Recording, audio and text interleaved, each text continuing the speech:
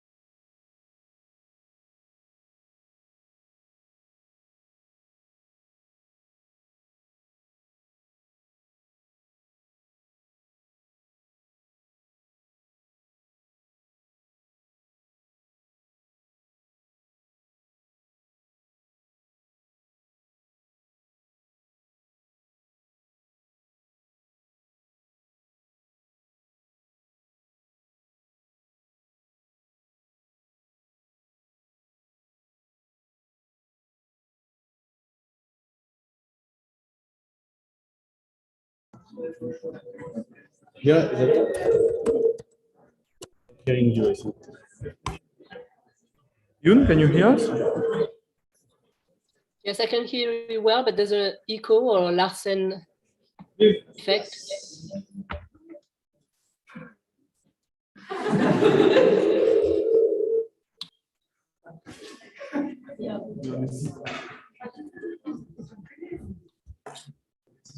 Non, il ne marche pas. Ah, il faut l'allumer. Il y a Larsen.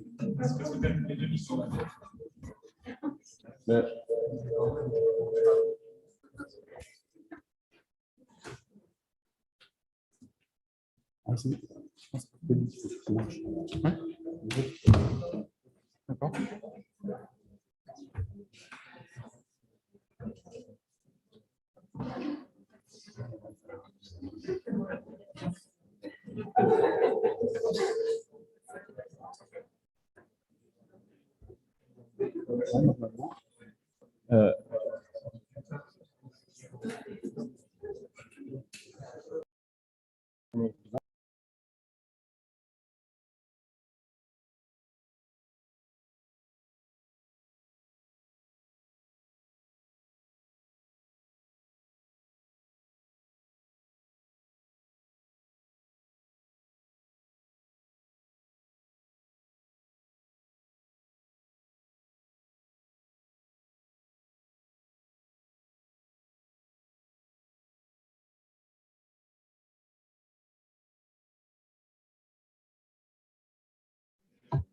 So I think we tried something that should be working. Can you hear me when I'm talking? Yes. Oh, finally. It looks okay. Yeah, and we hear you perfectly in the room, so it should be fine. Finally, sorry about that. No worries about that. Are you ready to start? I think so. If you are you seeing the screen that I shared? Yes, we can see the screen. Maybe for a start, we could switch on our cameras for those who are remote. Yes.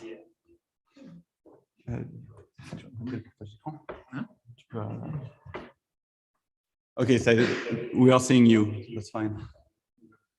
Great. Thank you. Bonjour à tout le monde. Bon après-midi.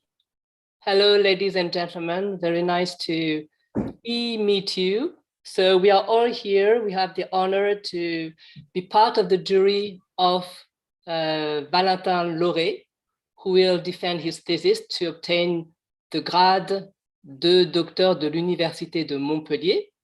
So Valentin will present us his thesis entitled, so I'll say it in French, you have the title in English, Étudier les suivis écologiques dans les aires marines protégées de Méditerranée française, une approche interdisciplinaire autour du grand dauphin. So you have eminent scientists in the jury. I will start by introducing Dr. Mark Carey. Can you please raise your hand so that everybody sees you? Maybe Valentin, if you can switch, your screen and the videos, or if it's too complicated, no worries. So Dr. Mark Carey, he's a senior scientist in the Swiss Ornithological Institute in Sempach, Switzerland. So he's with you in the room. Professor Nis Bonfeld, who is also a rapporteur for your thesis. So he's a professor at the University of Stirling in Scotland. Professor Angela Fuller, in visual conference, she's the leader of the New York Cooperative Fish and Wildlife Research Unit and professor at Cornell University in Ithaca in the USA. Monsieur Benjamin Guichard, he is a project manager on marine mammals at the French Office of Biodiversity, l'OFB, in Brest, in France. So now the supervisor, so Dr. Hélène Labache, pardon, je ne sais pas comment on prononce, donc qui est dans la salle avec vous. She's a scientist, head of the NGO Miracity for the conservation of cetaceans in the Med Sea in Martigues, in France. Dr. Olivier Gimnez, the main supervisor of the thesis, senior scientist at CNRS at the CEFE lab in Montpellier. He's in the room with you. and myself, Yoonjae Shin. So I must say that Yoonjae stings a bit my eyes. It's with the I, the J with the I, not with a Y. So I'm a senior scientist at IRD, the Institute of Research for Development in Montpellier in France. And unfortunately, I'm not with you in the room, but it's better for you because I have a big cold. Valentin will start by presenting his thesis in about 40 minutes. Then the jury members will start the questions and answers sessions. I suggest that we turn each member after the other in the exact order of the presentation of the jury that I did. And there will be about 20 minutes, questions and answers per member, more or less, more for the rapporteur, a bit less for the others. And so now the floor is yours, Valentin. Thank you. Okay. So do you hear me? Okay. Maybe I should switch off here. You want me to turn down on my computer? It's off, so it's not on my computer.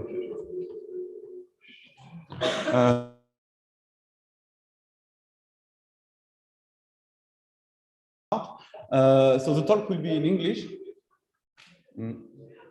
Does someone have the mic on? Valentin, did you change something because there's an echo again?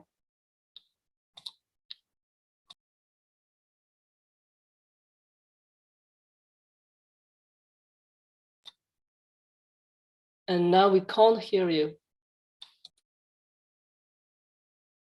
It was too simple. So now you can hear me, right?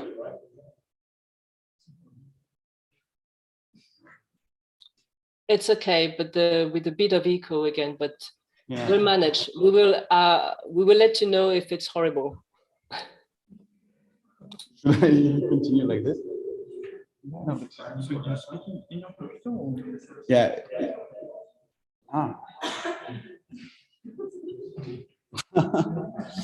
Well, then, no, in the room it's quite helpful. So, what do you do? You cut the...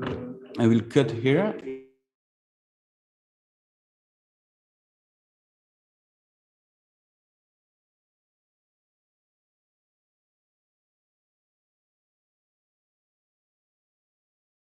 It's only when you turn. It's only when I am speaking here that they can hear me. But maybe we should just switch off the sound here from the computer.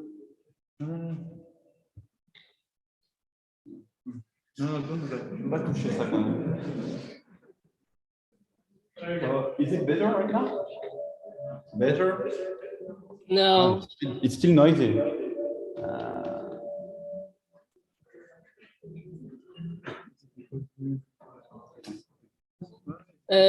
Valentin, je pense qu'il faut que vous coupiez vos haut-parleurs. Nous, on ne va pas parler pendant que on présente. Actually, it's just c'est juste le haut-parleur de la salle en fait qui fait du larcène. Mais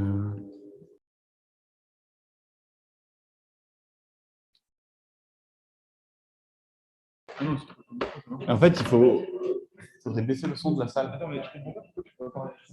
Et Valentin, quand tu parles du micro là. Ouais, parle avec le micro. Essaye de parler avec le micro. Vous pouvez fermer? Non.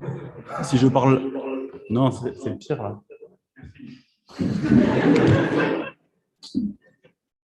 So maybe if I'm speaking from here. No, it's still. What? Tu peux baisser le son de ça? Je ne sais pas faire. Here? No. Alors, sur les jeux et comment on peut baisser le son de la No? Is it better? No.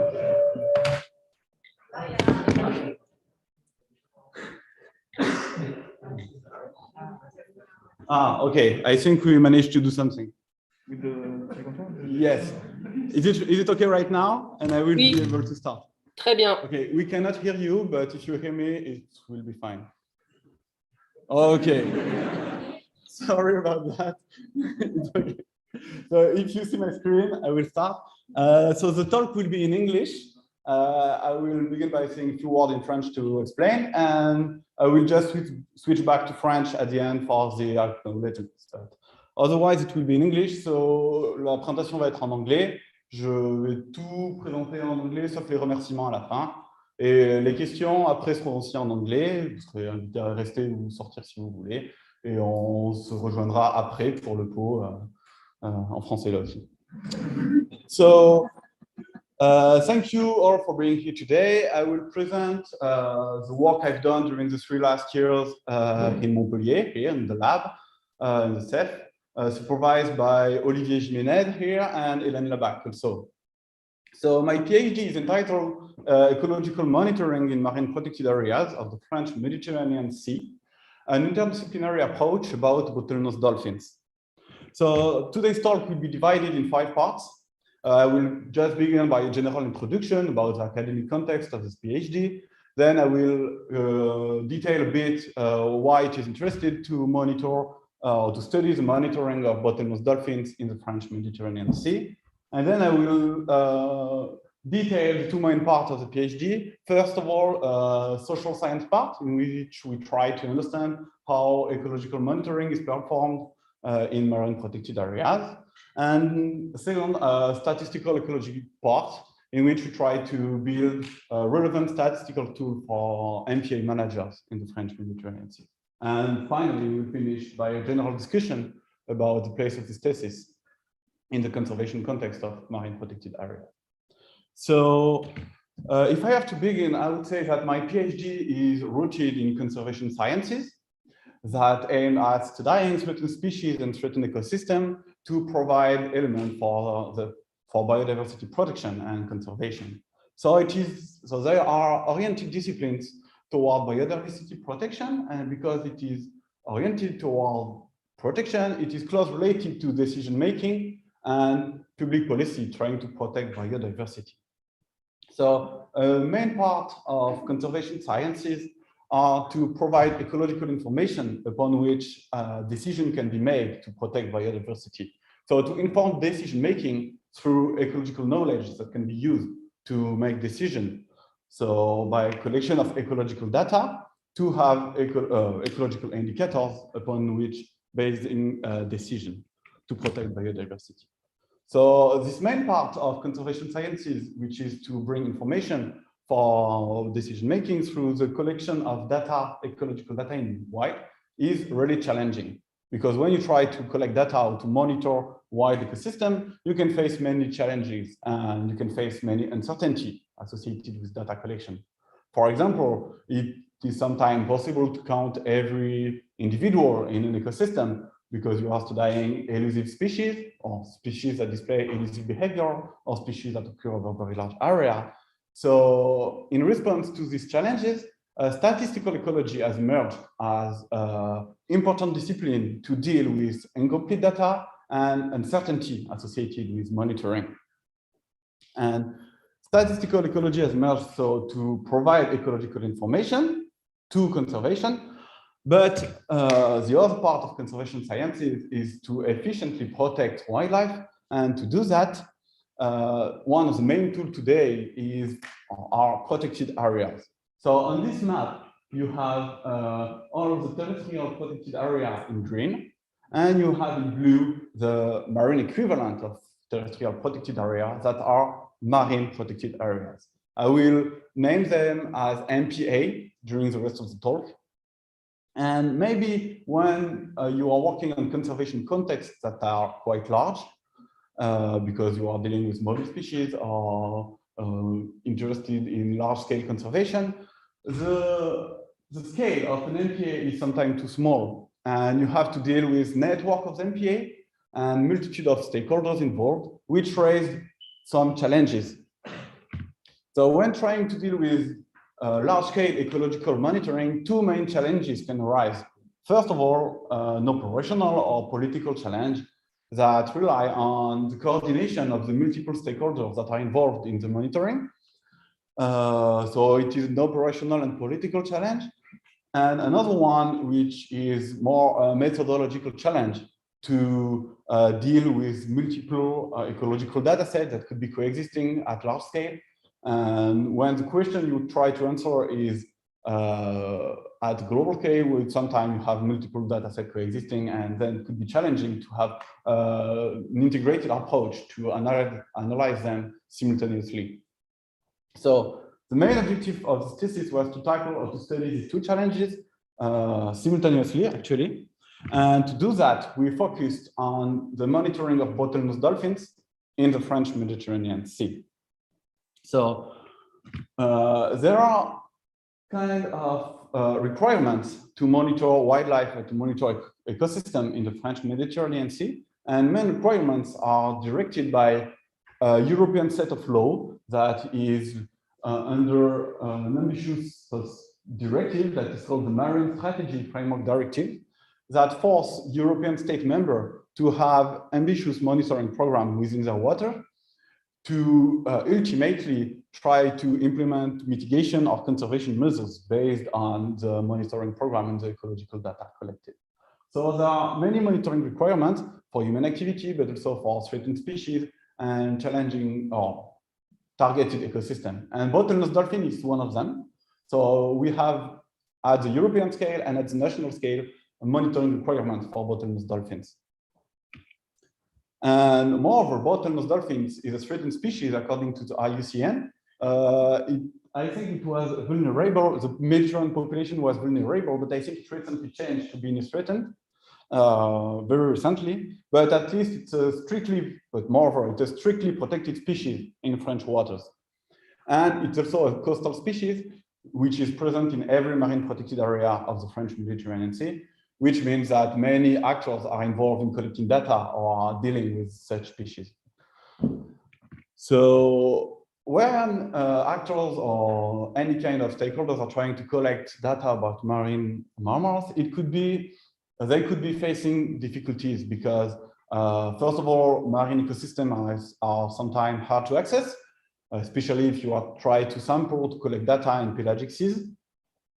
We are dealing with mobile species and that occur over very large area, and they are sometimes hard to detect because they are presenting or exhibiting elusive behavior. And in response to all these challenges, many monitoring methods have emerged to efficiently sample and to account for these challenges. At some places in the world, we have aerial monitoring that is being developed for monitoring marine mammals, but also photo identification. Acoustic monitoring is also increasingly implemented, and we have a lot of citizen science data that record detection of bottlenose dolphin by many users of the sea. So in the French Mediterranean Sea, we have a network of marine protected areas. So I put on this map 8 of them, maybe the biggest one or the most active one, maybe, that are collecting actively data about bottlenose dolphins. And sometimes they are collecting data in different ways. Some of them are trying to implement acoustic monitoring. Some of them are doing photo identification. We have also aerial monitoring performed in the Mediterranean Sea. So we have this coexistence of multiple data sets that have been done or collected with very different protocols. So when you have such a multitude of data sets coexisting, it could be tempting to integrate all of the data set into a unique analysis to extract ecological information at a large scale. And this is called data integration when you try to combine multiple data sets.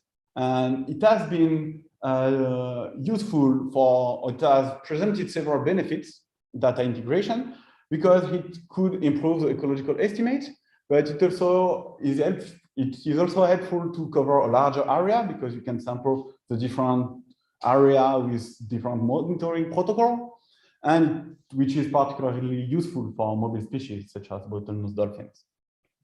So when we focus on bottlenose dolphin monitoring in the French Mediterranean Sea, we have the two challenges that I presented before, and we try to tackle the two of them. The first one, the operational or political challenge, we try to tackle this one by trying to understand how ecological data are collected in the Mediterranean Sea, because as I showed you, we have multiple stakeholders involved in monitoring programs. that could have different objectives, between objectives on MPA at the local scale and maybe larger scale objective for the European and national set of law. But we also wanted to understand the condition of data production, because my main objective was to deal with data analysis, but it was really, I wanted to understand how data are produced, what could be the limitation of ecological monitoring program, and what are the limitations. The second challenge was the methodological one, and so we tried to provide tools that could deal with the needs of MPA managers about the coexistence of multiple data sets and the optimization of monitoring that could be done, because as I shown you, we have multiple data sets present and coexisting about bottlenose dolphin in the French Mediterranean Sea. So to do this, these two challenges at the same time, we started by a close collaboration with main actors, which are the French Biodiversity Office, the OFB, with some MPA that we worked with, and Miraceti, the NGO involved in marine mammals conservation. But we want to go beyond just simple collaboration and really wanted to start a real social science study, which was quite challenging for me because I had a statistical ecology background and I wanted to discover new disciplines that are a set of disciplines that are social sciences. But we had two objectives. We did not just want to characterize the methodological need, but we also wanted to understand the perception of MPA agents when they are implementing monitoring, to understand the condition of data production and the limitation, as I said. And I will start by presenting the social science study. So I put on purpose a fish picture here because we were interested in all kinds of marine monitoring in protected area. And it was particularly interesting at this time to investigate the ecological monitoring in the French Mediterranean MPA, because the world of marine conservation in France has experienced recent transformation. As I said before, the Marine Strategy Framework Directive has been implemented in 2008, and it was a really ambitious set of monitoring requirements that forced many stakeholders to get engaged in numerous monitoring programs, to think about them and to implement them. And also, the French government has created since 2008 a new kind of marine protected area that are marine natural parks. And two of them have been created in the Mediterranean Sea, the Parc Naturel Marin du Golfe du Lion and the Parc Naturel Marin du Cap Corse de la Griate. And so the world of marine conservation has been experiencing a rapid growth in France under the last decade. So it was particularly interested to focus on how the growth has been perceived by MPA agents and how the monitoring has been built under this rapid growth. So to do this, we went through a social science study with two main objectives. First one was, as I said, to understand really how ecological data are collecting in the field, and to understand how MPA agents are working day to day and in relation with the public policies at the European scale and at the national scale. So to do this, we went through a qualitative social science study that was based on semi-structured interview and on participatory observation. So I went on 8 MPA that I put on this map. I went on field mission with MPA agents to see how they are working. And I also interviewed the 22 MPA agents in this 8 MPA, trying to be a representative of the different kind of MPA we have according to the governance mode, and also trying to be a representative of the kind of job position we can have in MPA between fieldwork agents, scientific managers, and so MPA directors. So among all the results we had collected during this interview and this participatory observation, a story emerged about the construction of ecological knowledge, ecological expertise, and the implication this had for the MPA governance and the working day of MPA agents. First of all, we have identified that ecological monitoring was really a central piece in the functioning of marine protected area, because the MP agent should assume a really detailed knowledge about the territory to legitimate their position in the game of actors, in the game of stakeholders around marine conservation and marine usage.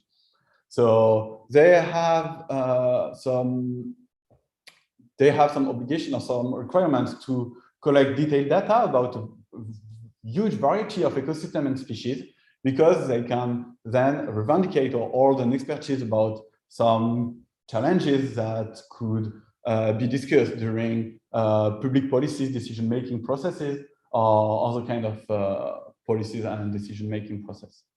But they are experiencing insufficient resources, because MP agents are not only involved in monitoring, they are also doing a mission about police, surveillance, communication, and other administrative tasks. And they are experiencing, insufficient human resources that put a significant burden on MP agent shoulders. So they are saying that they suffer from a too high overload, working overload. And one of them in the citation here is saying that when they created the Marine Natural Park in 2011, the financial conditions were different, and they announced monies. Parks were supposed to hold 30 to 40 people, except that today, the reality is that a park with 10 people is not too bad. There are no more funding and no more human resources. So this illustrates the underfunding condition of MP agent and MPA governance, and this has implication. First, there are implications about the working condition of MP agents. So despite being highly motivated in their job, because they see their job as a passion, because they are protecting biodiversity, which is perceived to be a common good, which is actually, they are really committed to this task of protecting biodiversity, but they are experiencing also very harsh working conditions due to the underdimension of human resources. They are also experiencing fixed-term contract and precarious contracts more and more every year, which also is translated by a functioning by the call for proposals. And all of this impacted the working condition of MP agent, as one of them is explaining here, saying that we are pointed out as being very efficient, but at the expense of the condition of the staff. I'm happy with that, and I will continue, but we are among the worst off. And this limitation in human resources has also implication in the quality and the quantity of the ecological knowledge that is produced. Some agents say that they have to choose between monitoring programs to perform because they just don't have time, or they're not enough to perform every monitoring program they are engaged on. They are also experiencing a bad communication between them inside one MPA. One of them is saying that scientific managers do not have enough time to go out on the field. Then on some protocols, we realize that there is misunderstanding between data collection in the field and data processing afterwards. And moreover, sometimes they are saying that they do not have enough time to work on protocol, and they collect data, but without any thought about the design of the monitoring. One of them is saying that we have identified ecological indicators, but we haven't thought about the protocol, and we don't have time to do that. So as a conclusion of the story, we have illustrated that underfunding has two implications. First one about the quality of the working condition of the agent, and another one about the quality and the quantity of the ecological knowledge, ecological expertise that is produced. But at a larger extent, this is rooted in more general trends about neoliberal conservation, and especially new public management strategies that have been reported in other public services, which is mainly represented by public disinvestment, rescaling of governance mode toward local authority, and which lead ultimately to the deterioration of public services and the degradation of the working condition of the agent. So it's not an exception for biodiversity conservation in France. It has also been documented for public health or universities, especially. So apart from that, the social science study really helped us to identify some challenge about the ecological monitoring in the French Mediterranean Sea. and especially a challenge about coordinating MPA objectives that collect data at a local scale and the requirements to produce ecological indicators at the European or at the national scale. One agent illustrates this idea, saying that the idea has been to successfully develop monitoring program that meets both MPA and large-scale needs. And we know that this is not easy to reconcile. So this illustration and the social science study helped us to redirect the methodological development we had in mind when we began this thesis. First of all, we were trying, or we thought we could try to optimize the temporal dimension of monitoring program by trying to change the monitoring protocol iteratively according to the data that are collecting. But the social science study illustrated that MPA were not ready for that at all because they were struggling to implement the monitoring on day-to-day limitations. So the idea and the challenges were more identified to be data integration and how we could reconcile local scale and global scale ecological indicators.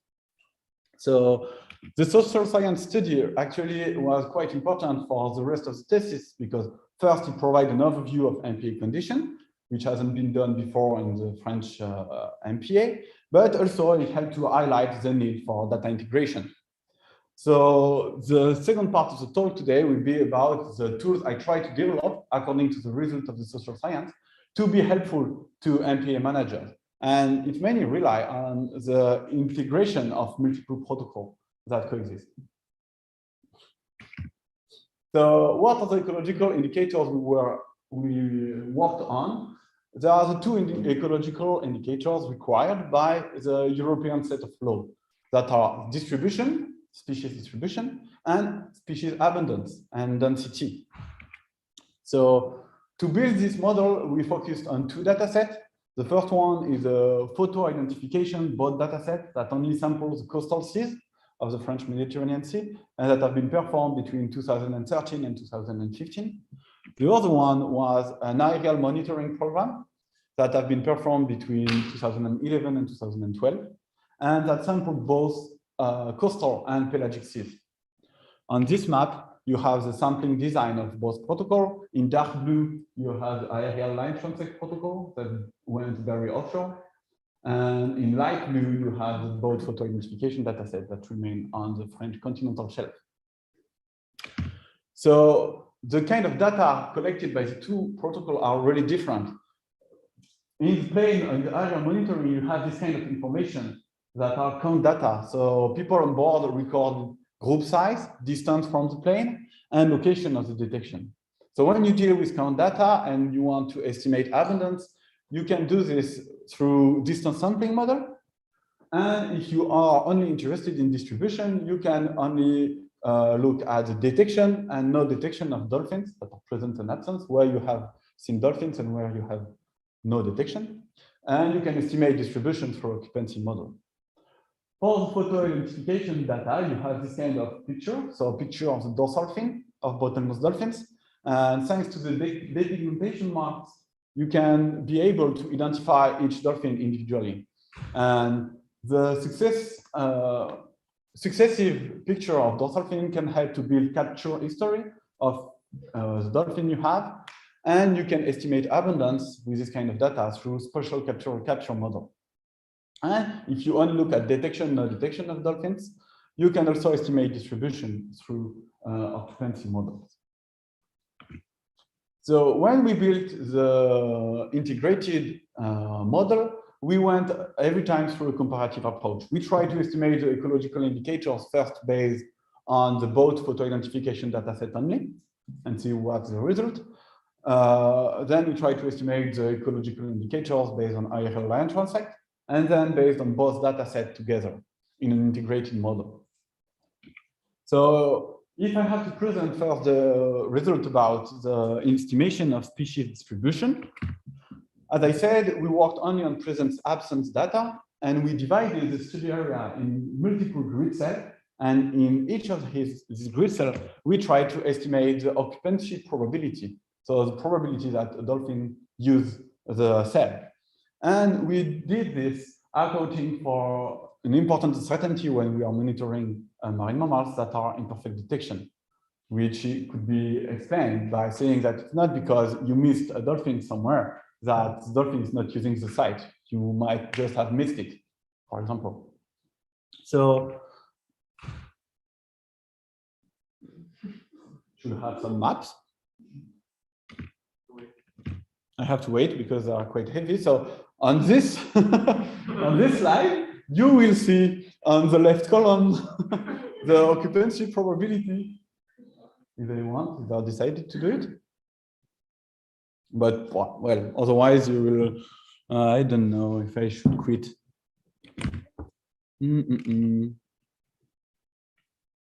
No, they don't want to show you this map.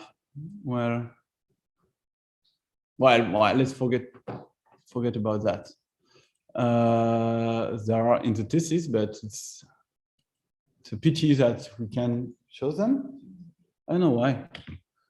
Well, I will try to explain the results still, but so we had overall the same occupancy pattern between the three models, between the model based on both dataset only, on aerial dataset only, and the integrated dataset. But he's taking picture of this. But if we looked at the precision associated with the occupancy probability, we illustrated that the precision of the integrated model was higher. So the standard deviation was lower, precision was higher when we combined both data sets. So that was the main result of this part, to see that when we combine the two data sets that are, first of all, it is doable, and then we improve the precision of the estimation. If we move to something that want to be shown, so when we look at the other ecological indicators that are abundance and density of bottlenose dolphins, this time we divided the study area in multiple grid cells, but now in each grid cell we try to estimate the abundance, so the number of individuals.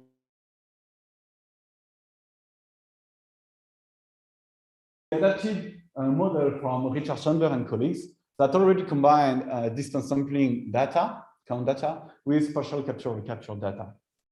So in each grid cell of the study area, we try to estimate density of dolphins, and the density could be either informed by the distance sampling data only through a distance sampling model, or by the photo identification data only through a spatial capture recapture data model, or by both data set together through the combination of the two models together. So, here we have the result. The results are here. If we look at the plots on the left, we have the estimated population size over the entire study area. And if you look at the abundance estimated by distance sampling, you see that it is much higher than the abundance estimated by other models. Distance sampling, according to distance sampling data, the population size of bottlenose dolphin is around 8,400 dolphins, while for the estimation for the spatial capture model is around 1,700, and the abundance of integrated model is around 2,400. So abundance estimation is closer between integrated model and spatial capture recapture model.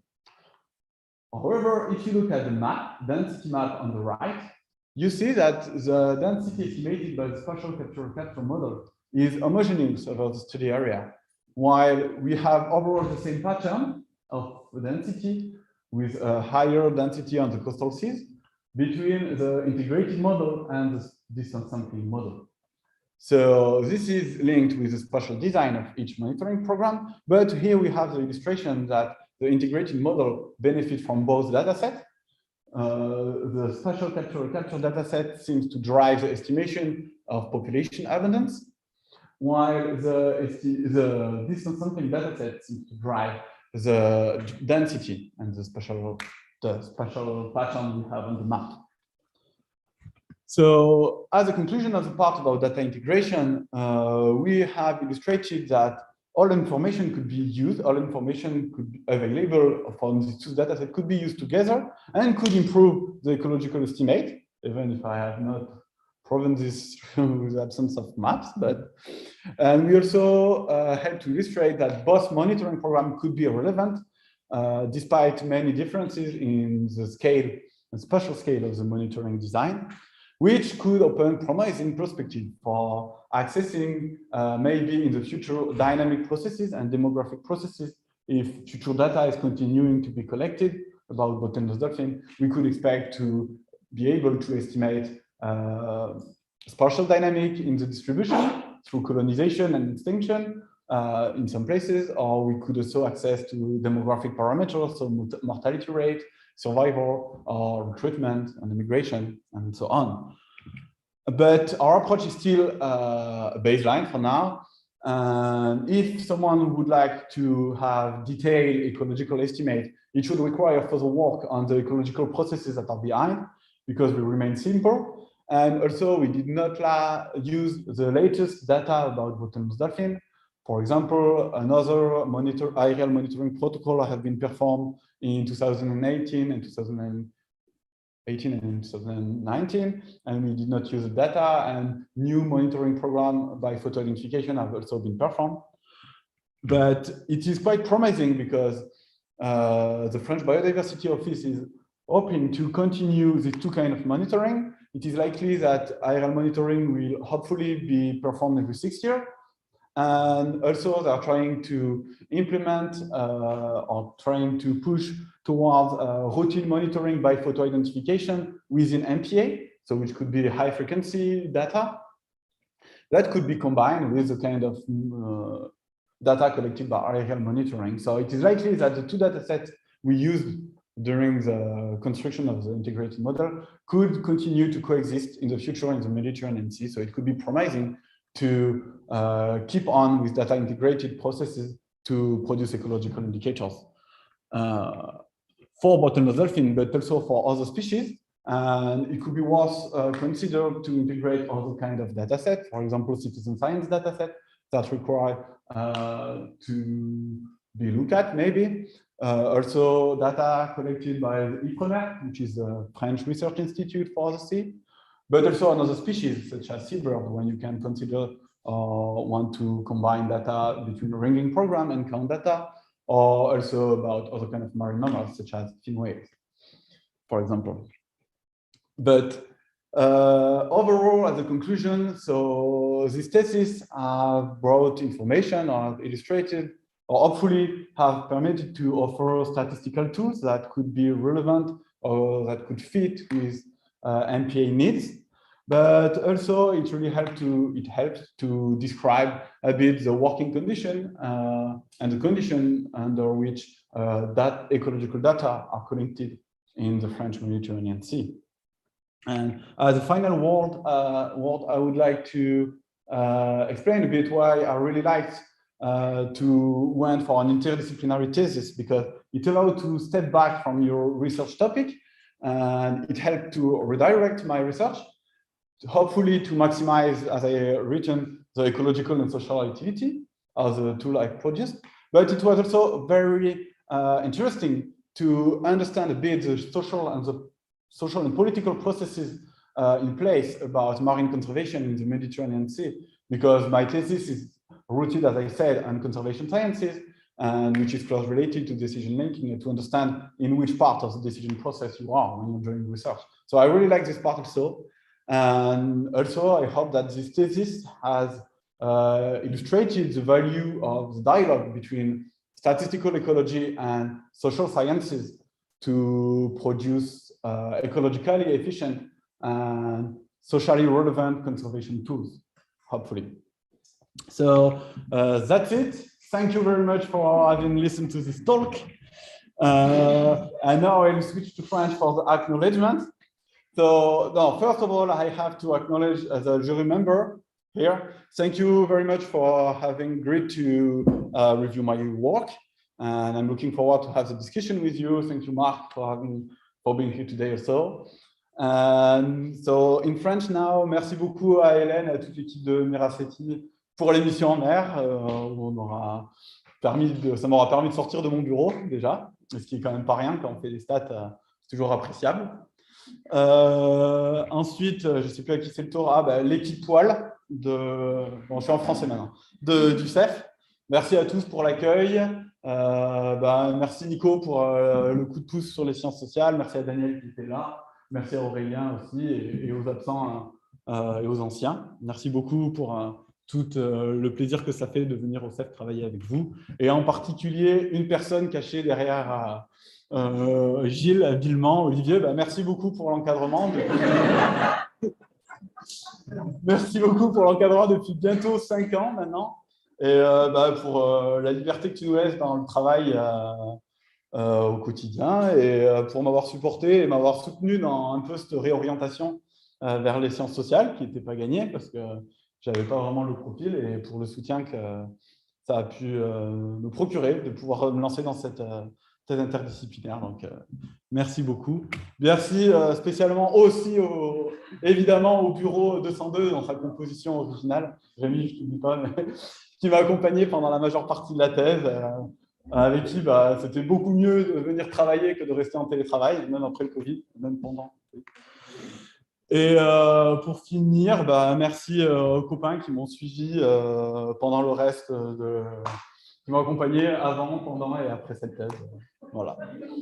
Merci à tous. So that's it. Thank you for being here. Thank you for the jury. Sorry about the acknowledgement in French. And I'm looking forward to have questions from you.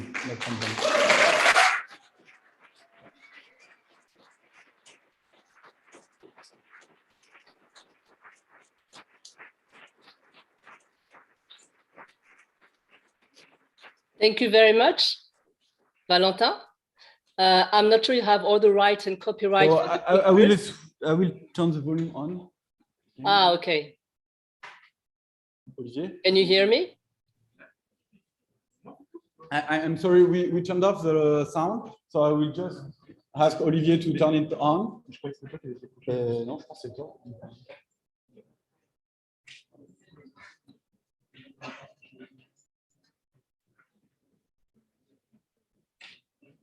So, so that's fine. We are hearing you. Okay. Thank you very much. I was asking if you had the rights and the copyrights for all the pictures. I was not sure about that, but anyway. So thank you very much. Je laisse quelques secondes pour les membres, pour les personnes dans la salle qui voudraient quitter la salle, histoire que ça fasse pas trop de remue-ménage pendant les questions-réponses.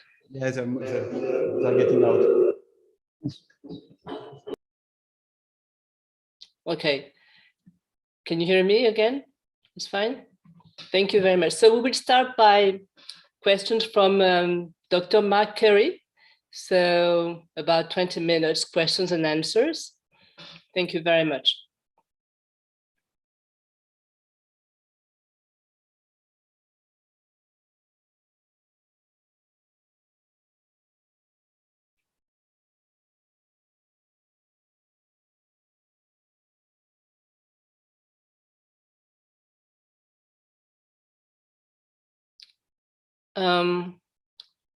We can't hear you, and I'm not sure it's normal.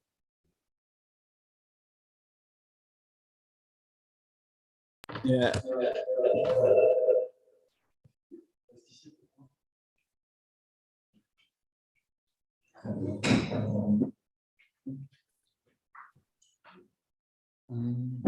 Maybe we can just go by Zoom only, right?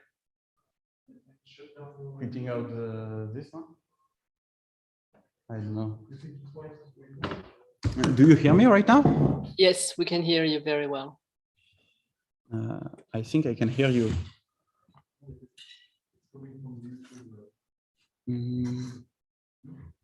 Yun, can you hear me? Yes. Okay, that's fine.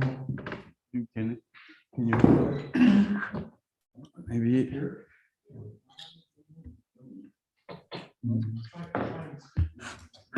Okay, can you hear me? Yes. Yes. Okay. So hello, yeah. I would like to warmly congratulate Valentin for really accomplishing a wonderful thesis and for giving a really excellent presentation, which was a pleasure to listen to.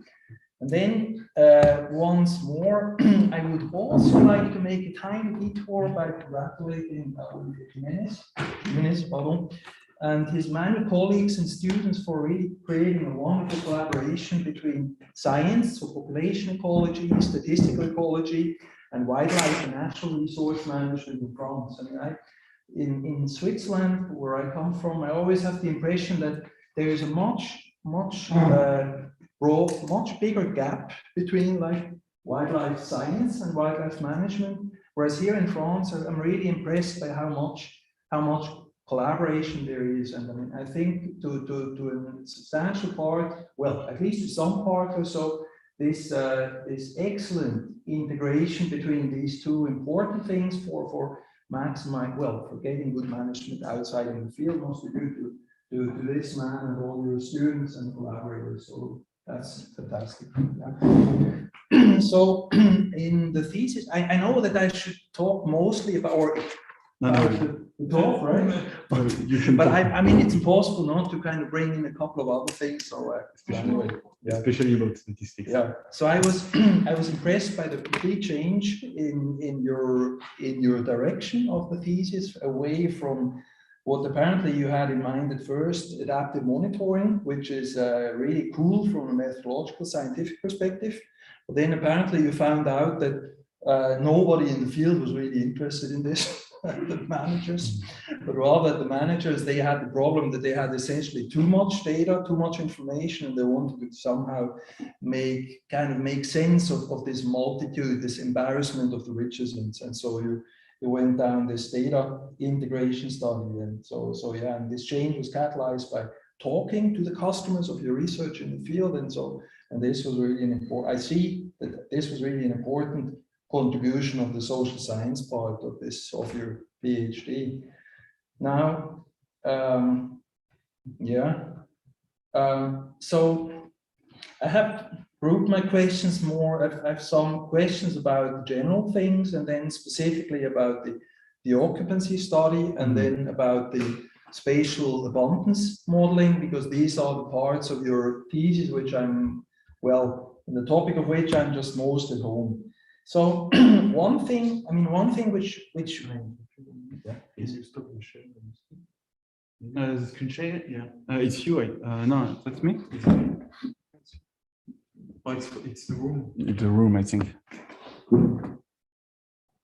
I can stop doing this, I think.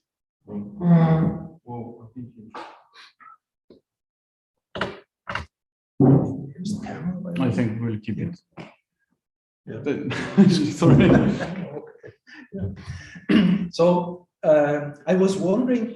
I mean, in your thesis, there was a lot of like information flow in a way going from the field into the lab. So that made you change your topic, and but how is the information flow going in the other direction? I mean, I presume they all get a copy of your thesis, and probably you get nice talks. But one thing I would in particular be interested in is that whenever you make an analysis, I mean, statistical analysis and design of study design is always like intertwined. So what, based on your work during the last 3 years, what would be recommended, or have you thought about making recommendations how to perhaps better collect studies in existing surveys, or would there be ways in which you think one could like come up with new surveys or hybrids of existing surveys? Yeah, you're right that, can you hear me on Zoom? Yes, okay. You're right that I dealt with data that have been already collected, and existing data set. And I didn't really look at the recommendation I can do on the monitoring design of the multiple monitoring program I could work with. But how can I say? First of all, you talked about the way of the result going from the lab to the practitioners, and they will have a copy of the thesis already, but we wanted to make them a special return and doing like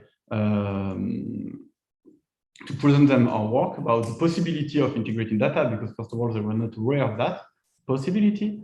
And then we believe that this kind of model could be quite challenging to be taken by managers or by at least fieldwork MPA agent.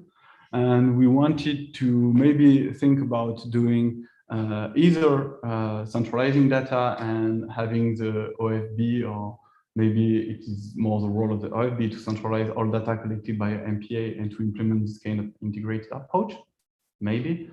But also we thought about maybe using Shiny interface, where they could just bring new data and then having the model, the integrated model running backwards, in the back.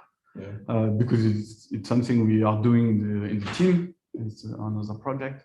But I did not really try to do recommendation about the monitoring design, because I did not really look at the way data are collecting, and especially in terms of detection and what could be better. I neither looked at the spatial and temporal optimization of what could be done to have better estimate. But because mainly the teams that are thinking about the design, so either there are specialized NGOs that have already been done this kind of thinking about monitoring. MPA sometimes are really limited by the kind of monitoring they can do in terms of number of people that can make to be part of the monitoring, take on board. And Ireland Transect is already protocolized, because they sampled also human activity, seabirds, other kind of marine mammals. So I felt that, and I'm feeling that it's not something we could have the hand on, or we could not really make recommendation about these protocols that are already fixed in terms of monitoring. Yeah. And they're very expensive also to perform. So even in terms of the repetition, maybe it's not something we can work on. Yeah. At least it was mostly dealing with existing data sets. Thank you very much. I see that, I mean, with existing monitoring programs, there is always a certain inertia or impossibility, but still I don't know, I would still encourage you to maybe sometimes sit there with a piece of paper and think about an hour or so about what would be recommendations that you could give, and then just think about, like, in an ideal world, what could you be, what would you change in the field? Mm-hmm. and then just kind of as a not even as a recommendation, but just as kind of like a result of your reflection, share this with your partners in the field. And so because really I think, I mean, that the information should, or will, does flow both ways, but this usually from the analysis to the design, even though designs may be kind of strict and hard to change, maybe over time there could be some change done, and there's always something that could be improved. And without like criticizing the people in the field, like massaging it in a very friendly way or so, I think this is important information coming from statistical ecologists to people in the field. Yeah. Always acknowledging that they're already at the limit of what they can do, and so, but still. Yeah. Okay. So the occupancy study, I thought, yeah, was really interesting. I mean, I have a couple of questions here. So, I mean, actually, both in the occupancy study and in the abundance study, I think you summarized, you synthesized data, you used data from 5 years, I think. Yes, 11 to 15, right? Yeah, that is. Yeah. And then and then you made the so-called closure assumption, which is that nothing changes in terms of presence, absence of in your defined spatial units, which are these pixels. Or in the case of the abundance model, you even assume that nothing changes in terms of the so-called activity centers. So like the average location where an individual lives. And these closure assumptions, I mean, they're usually, well, they're in these types of models, they're required in order to be able to really separately estimate the abundance or the occupancy process and the detection process. So they're really important. And I mean, they're of course never, like all assumptions in a statistical model, they're never 100% met. And and you do a nice, I mean, you did, in your thesis, you did a nice discussion of like what this means in terms of the occupancy model, that you can't really then interpret like this occupancy parameter as like a probability of permanent presence, but rather what is called use or so. But an alternative might have been to just assuming that things don't change over these combined 5 years, would have been to try and address the lack of closure, the openness, and try to specify so-called open models, like where you allow for some population dynamics or so. Have you, I mean, I'm sure you thought about this, but have you made some attempts at like implementing like a dynamic or multi-year occupancy models? And the fact that you didn't do it, I assume maybe it was too complicated. So what were your thoughts or experiences? So yeah, you're right. We thought a bit about doing open dynamic occupancy model or open population integrated population model. And first of all, the first challenges we faced was the lack of data. First, to correctly estimate occupancy parameters with just a couple of detection every year. So they were just too sparse then? If you stratified per year, there was too little data each year? That's what we believed. And yeah, mainly too sparse, especially from the IRL data set for the 2 first years. From which one? From the IRL monitoring, the flight surveys, the IRL survey. There were a couple of data. So in 2 years, they have 120 detection over 4,000 sites, or 2,000 or 3,000. No, maybe less, because it was just a sampling site. So there was very scarce data, and we thought about doing dynamic occupancy, and hopefully we will be able to do it in the future. Concerning the abundance data set, the abundance estimation, the closer assumption is quite unrealistic, especially for the fixed activity centers of every individual. But we did not go this way, but we could imagine to have the activity center to change between secondary occasion, to stratify some of the 8 sampling occasion, saying that each year of the activity center estimated could change or to move with a random walk or so on, doing a movement process to change activity center estimated every year, which could be more realistic. Concerning the closer assumption about mortality and death in the population, sure, there are some deaths and some births in the population. Overall, it is unlikely that the population has suffered major changes during these years, but still, we will miss individuals that are dead and will newly detected. So it is likely that we overestimate the abundance doing that. But we had too few data to went for open population modeling, so demographic parameters.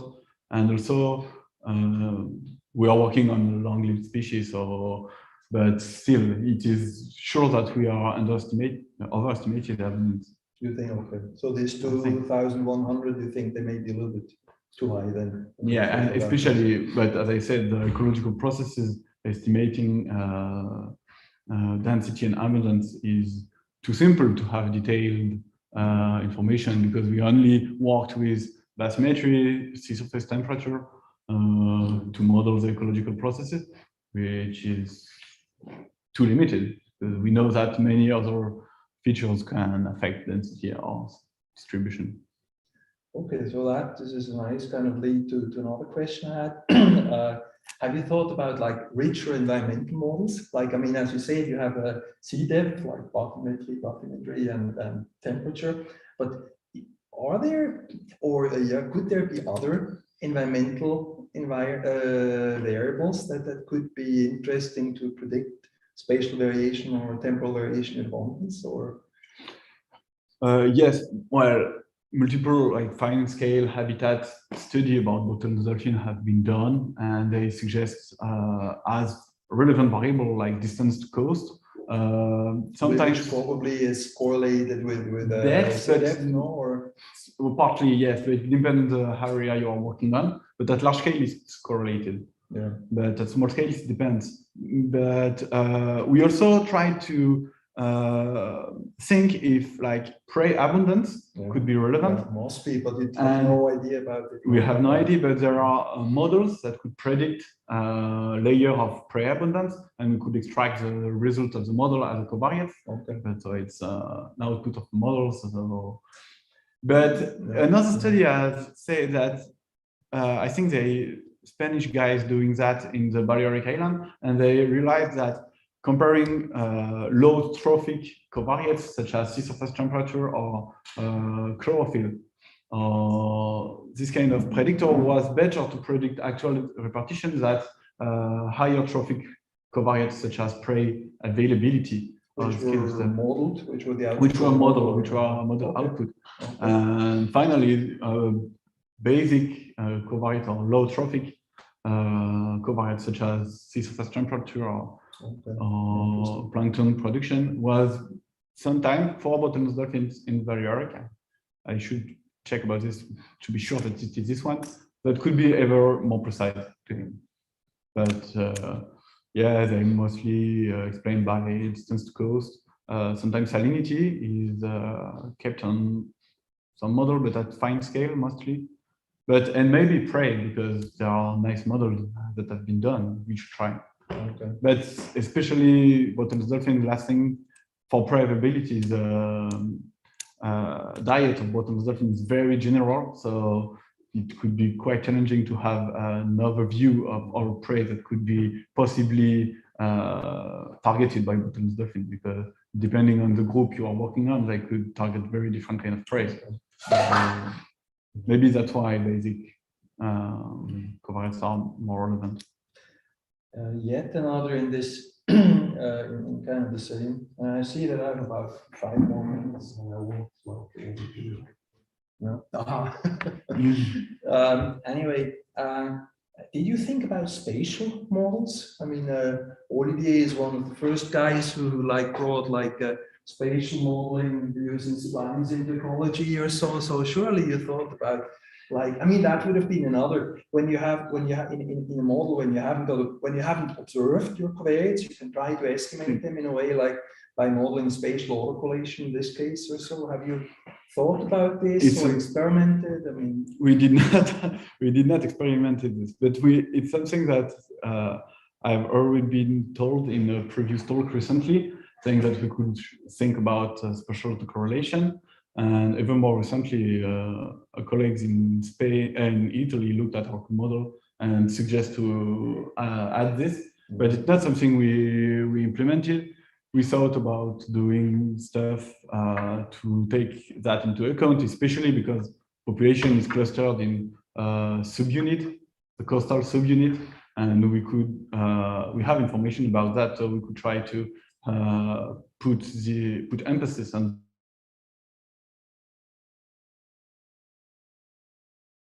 implemented it. I think but it's something that should be an interesting thing. I mean, you could do you work with jacks and you can do splines there easily, or if you go in Nimble, they have a car function also. Yeah, that's one. That's the one. Correlation, which is another way how especially if you have grid-based things or grid-based analysis.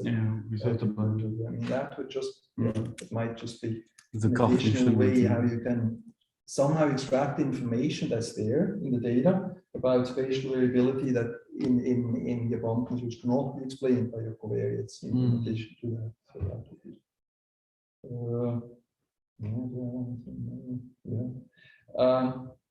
two things I want to say. So the one in your abundance model, why do you think you got a much higher estimate of abundance from the distance sampling? I mean, which model is wrong there?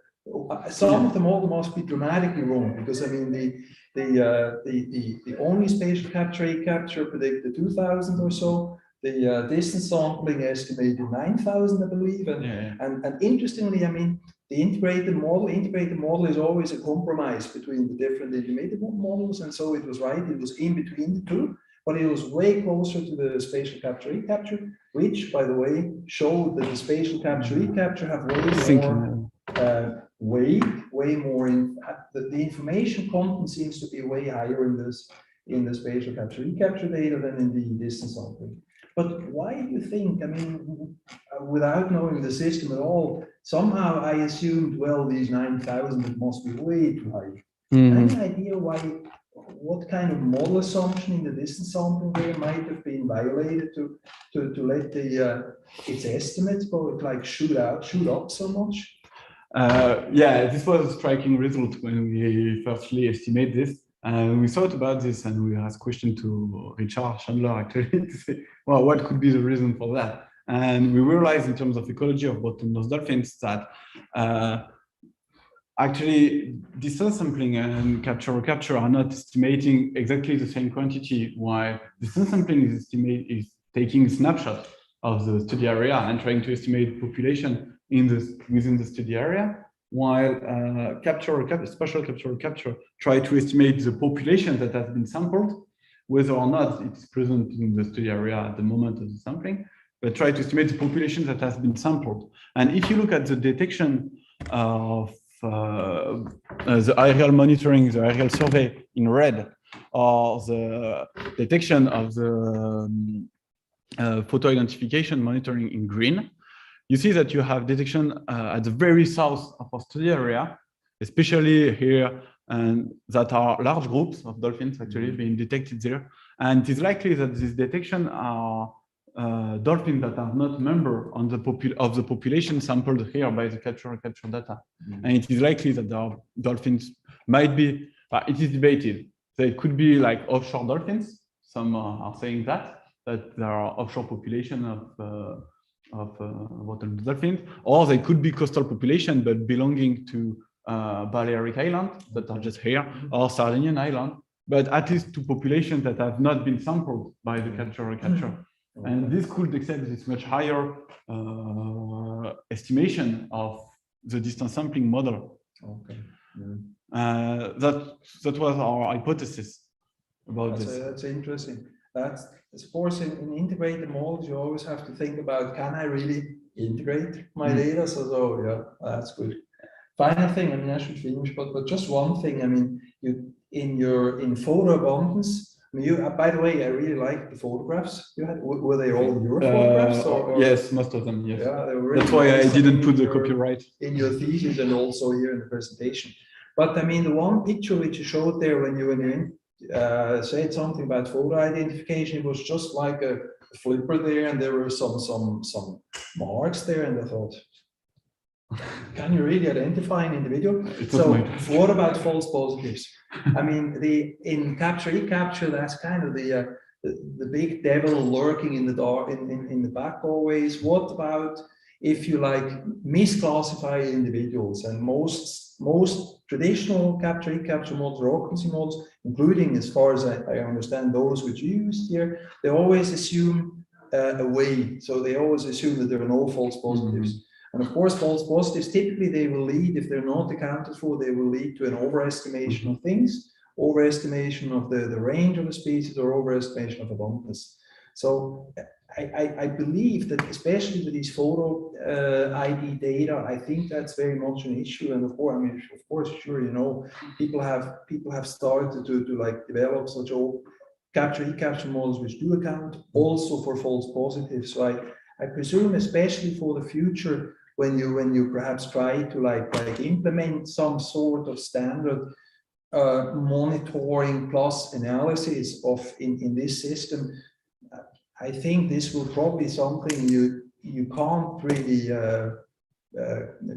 ignore for a long time. You have to like address it somehow, probably. Yeah. And the matching, which is the matching process, is a process when you form a picture of dolphin, you try to link with other picture of previously detected animal. And it's not something I've done, and I have to acknowledge all the people that are involved from Veracity NGO into the matching process, because it's quite impressive and time-consuming work. And sure, it should have maybe false positive. I don't know if they have already tried to estimate this.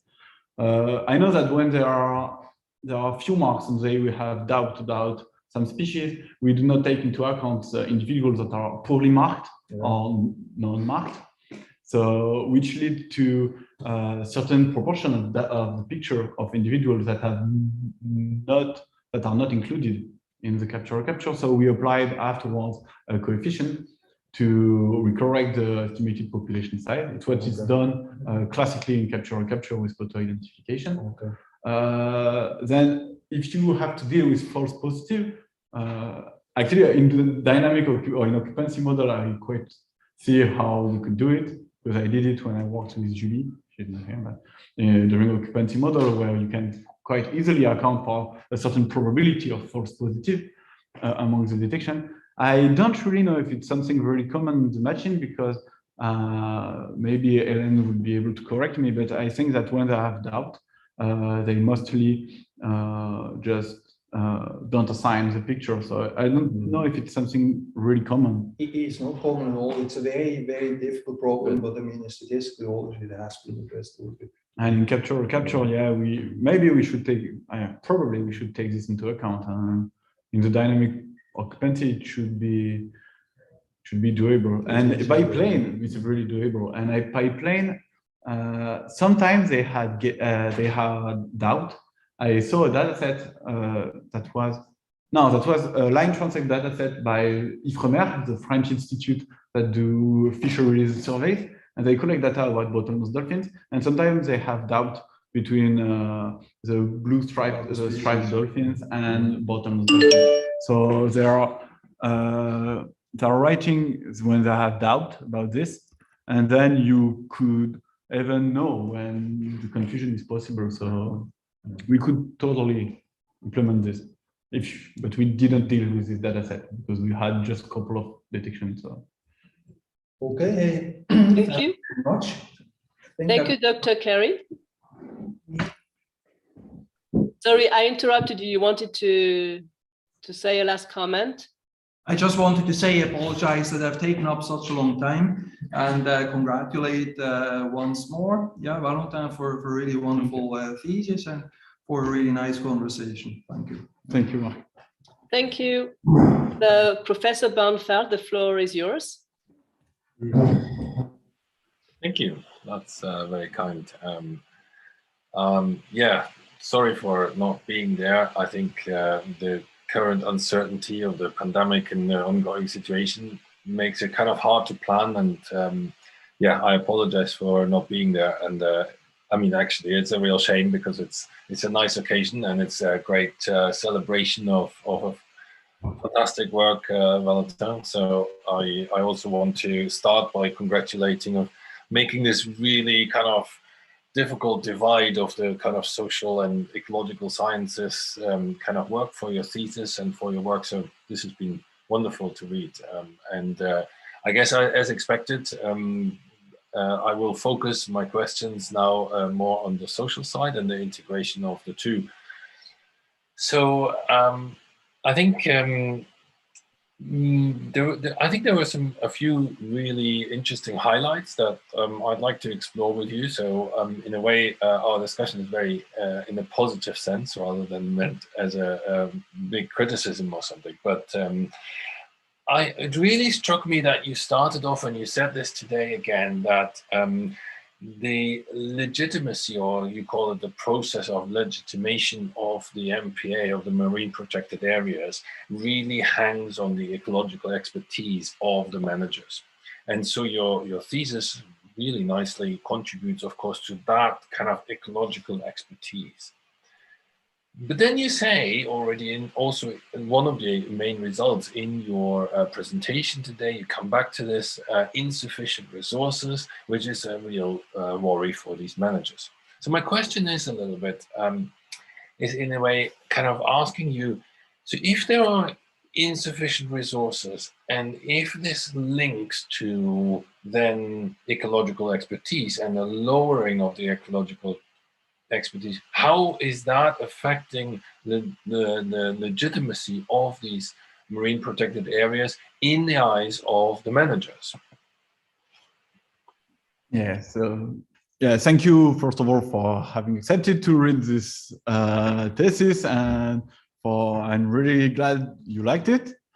And so to go back to your question, I'll say that yeah, there is a kind of paradox because they are trying to MPA managers, or at least the one I interviewed are trying really to get involved in numerous monitoring programs.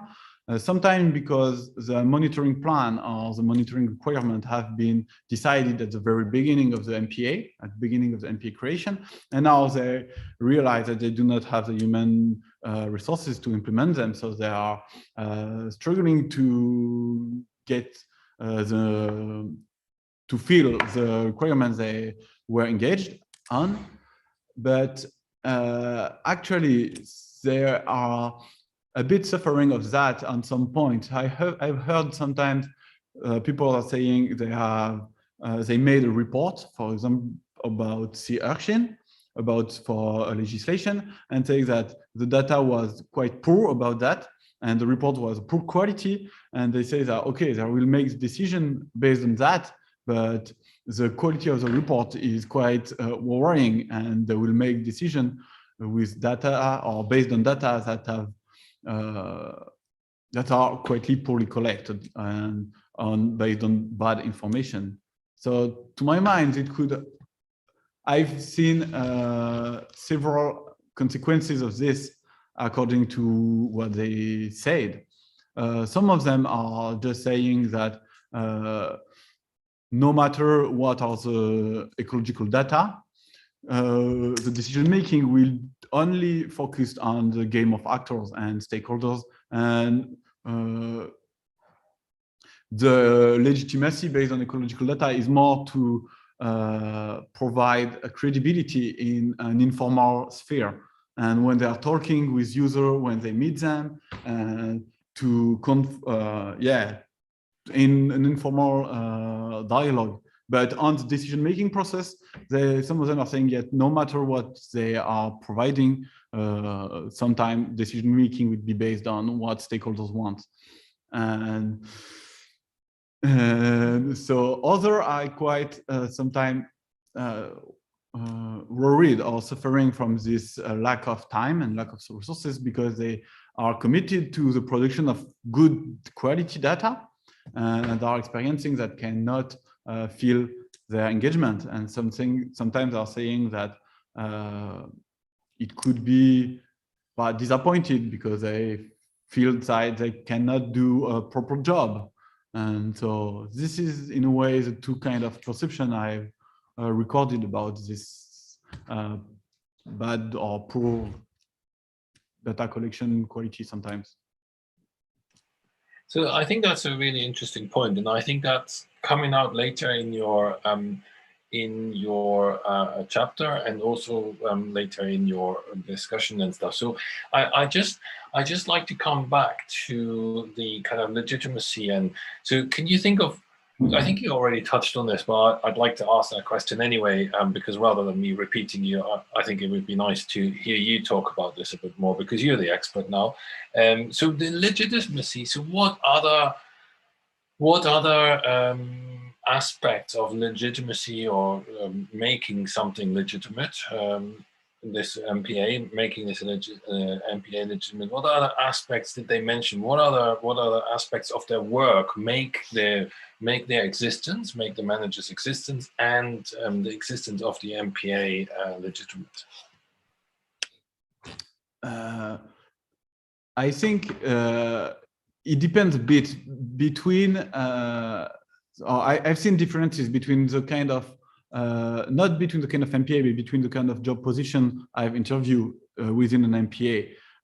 When I talked with field work agent, mostly they see as positive the fact of knowing detailed knowledge when they talk in their outside work time, to say, but when they're talking with friends or with other stakeholders that can meet outside, they really like to say, okay, but we know how it's going on better than you other users of the sea, and that they really liked it because it's positive for them. And if you talk to a scientific agent or scientific manager, they are related to the decision-making process, and they see as really important the fact of having information or holding information, because they are this kind of agent, from what I've experienced, more believing in the weight of data and of scientific results. They are saying that no, it's not too bad. They're sometimes listening. They're doing stuff. Data could be used to correct some legislation sometime afterwards, sometime too late, because legislation has already been decided, and they can then redirect or precise the regulation. This is sometimes that I have heard that multiple times. And so there, as I've written a bit between the different kind of expertise they have, or they can hold, they have the scientific knowledge, really, purely that can be brought to manager, to practitioners, or to decision makers, the scientific result. And there is also the, as I've written, the contributory expertise in terms of having this knowledge can make them credible to organize the decision making and to make people dialogue between them and to be like referring to the dialogue between stakeholders and say, okay, no, but we know that, so what do you think about this? Especially in MPAs that are directed by local authority or by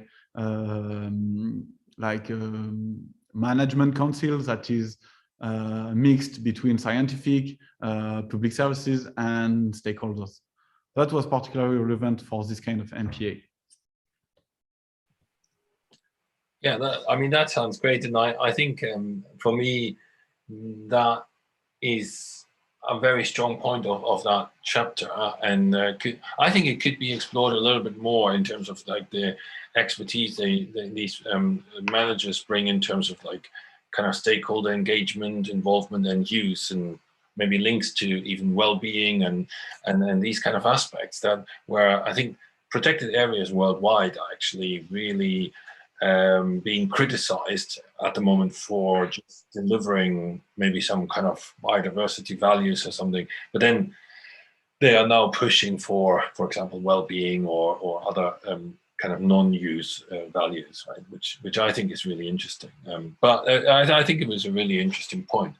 Coming to my next question, so you talk about, which I thought was really interesting. You talk about the different types of expertises, right? You talk about the contributory expertise, which I often think of like, yeah, that kind of knowledge that we have and that we can contribute to the case, and the interactional expertise. Can you explain to me? I mean, it was very, very short in your text, and digging into it a little bit before today, I thought it's not quite clear actually what is meant with this. Can you explain to us what the difference is and how you kind of frame the difference between contributory and interactional expertise? So yeah, I use these terms of, or this kind of expertise based on an article by Caroline, I think, by sociologist, some American sociologist that defined this. And to my mind, if I have this in mind correctly, we could see the contributory expertise. So maybe I should just remember what the two, but the interactional or the contributory expertise could be like the knowledge based on the scientific result. So the scientific knowledge, actually, just objective knowledge.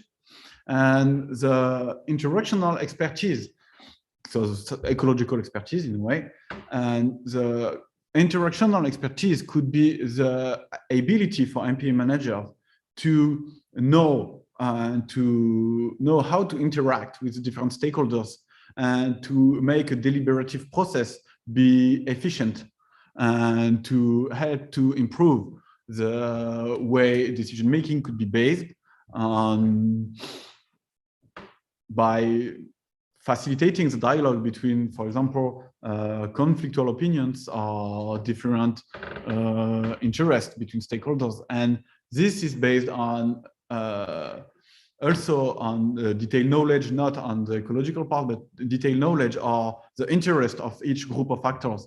And this is also something that has been said or presented to be really important for MPA agent. And most of them are, how can I say, are seeing that maybe more important than the contributory or the scientific knowledge by itself, or more efficient to have efficient biodiversity conservation measures. So to my mind, it's the way I separate the two. Okay, that sounds good. And I mean, I don't think there's any right or wrong, but it's good to establish what we mean by this. And I think especially for you as a fully fledged scientist now to establish your own kind of meaning of this, right? This is really important, I think. So then my question is, and it's not a trap or a kind of question where I already know the answer, but I'm just really interested in your opinion on this. The question is, your analysis and your 2 chapters about the modeling really add complexity to the modeling. They have been, of course, very elegant. They have been very good, and I don't want to question that at all. And the question is not about this. But the question is, given that the complexity has increased due to your modeling, and you pass this on to the managers, how does that affect their interactional and contributory expertise? Does it increase it? Or does it decrease it? Does it do both? I mean, how does this make the manager feel once they see this new model and you send it to them, you've sent them your thesis, we heard about this, you're thinking maybe about a shiny app or something, but how does it make them feel when they then go and say, okay, now I'm thinking about my legitimacy again. I'm thinking about how to interact with these people. So how does it affect the kind of interactional and contributory expertise? So data integration was something strongly highlighted or desired by most scientific managers I've interviewed. It was not the purpose of most field agents, but some of them are saying that it could be a problem or a challenge or something to tackle. But scientific manager really underlined the importance of this kind of data integration, and they already expressed for some of them, or they already contacted me during the last year to send them how it's going, and they were enthusiastic about the possibility to combine the data set. And it will be quite interesting. I should think about that, but I would say that it is a kind of indirect application, because this kind of integration could be useful at the scale of one MPA, but will be mostly relevant at the global scale of the Mediterranean coastline. So it is something that go beyond the interest of unique managers or each MPA.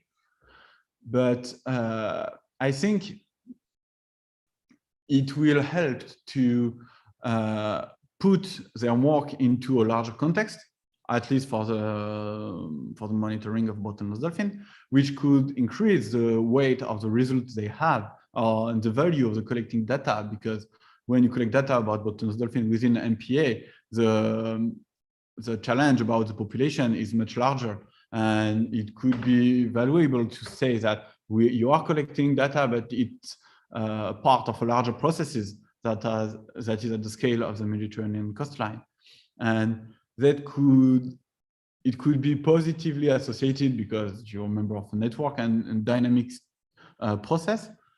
In terms of expertise by itself, it could increase the contributory expertise, the scientific expertise, because it will bring, like, hopefully relevant ecological indicators, maybe more. Hopefully, we don't know yet, and we don't have more precise ecological indicators yet, but maybe in the future. And it could, how could it affect the international expertise? It could, I don't know, I hope that it could help to get bit into more the agent into an organizational process, because they are sending the data.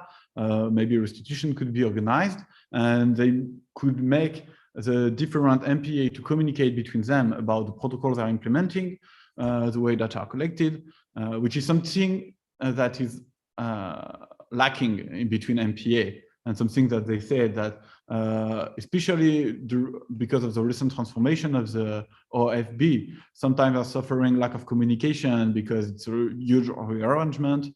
And as I written a bit into the discussion, this could bring MPA to talk together. And this kind of process is not just the modeling, because it's really hard, but if centralization of data, restitution is organized, because it could interest all MPA, and they could have discussion between them about protocol. This could be something that could be valuable for them in terms of relation and in terms of international expertise, because they can know what it's doing at the other side of the Mediterranean Sea and help, and this information could help them change things at the scale. So this is the way I see it could affect this kind of expertise. Thank you. That sounds interesting, and I think it's something that could be followed up a bit more, I'm sure. But well, we need to move on. I think it's a very interesting point in your work, and I would encourage you to explore this further. My last question before we run out of time and we need to move on and others get the chance to ask some questions as well. My last question is, you already touched a little bit on how to now communicate your new models, and you talked about Shiny apps, and they're very, very popular at the moment, of course. But then you said something interesting a few minutes ago, where you said, well, there's the more field-based people, and then there's the more kind of scientific staff of the MPA and so how would you go about? I mean, do you I mean, I don't want to be sarcastic, but like, do you expect that if you send them your thesis, everyone will just read it and start modeling in R or in Shiny, and then they will all be happy modelers? Or how do you expect the different people to get something out of what you've done? You've worked so hard, you worked so long for this. What next? Yeah, you're right. Yeah, we cannot accept anybody to add at the schedule some kind of integrated modeling among the MPA agents. I'm aware of that clearly, and so there are maybe two kind of MPA or two kind of actors that could be interested. Large-scale MPA sometimes have the coexistence inside the MPA of different monitoring programs. So they could be interested, especially the Parc Marin du Golfe du Lion, which is quite large, and they say that they might want to implement coastal monitoring and aerial monitoring maybe, and same in Corsica Island. So they were interested in the possibility to combine data, but of course at the scale of the Mediterranean coastline. So there are the two uses of the integrated model that could be very relevant, but it's sure that MPA managers do not have time to do this.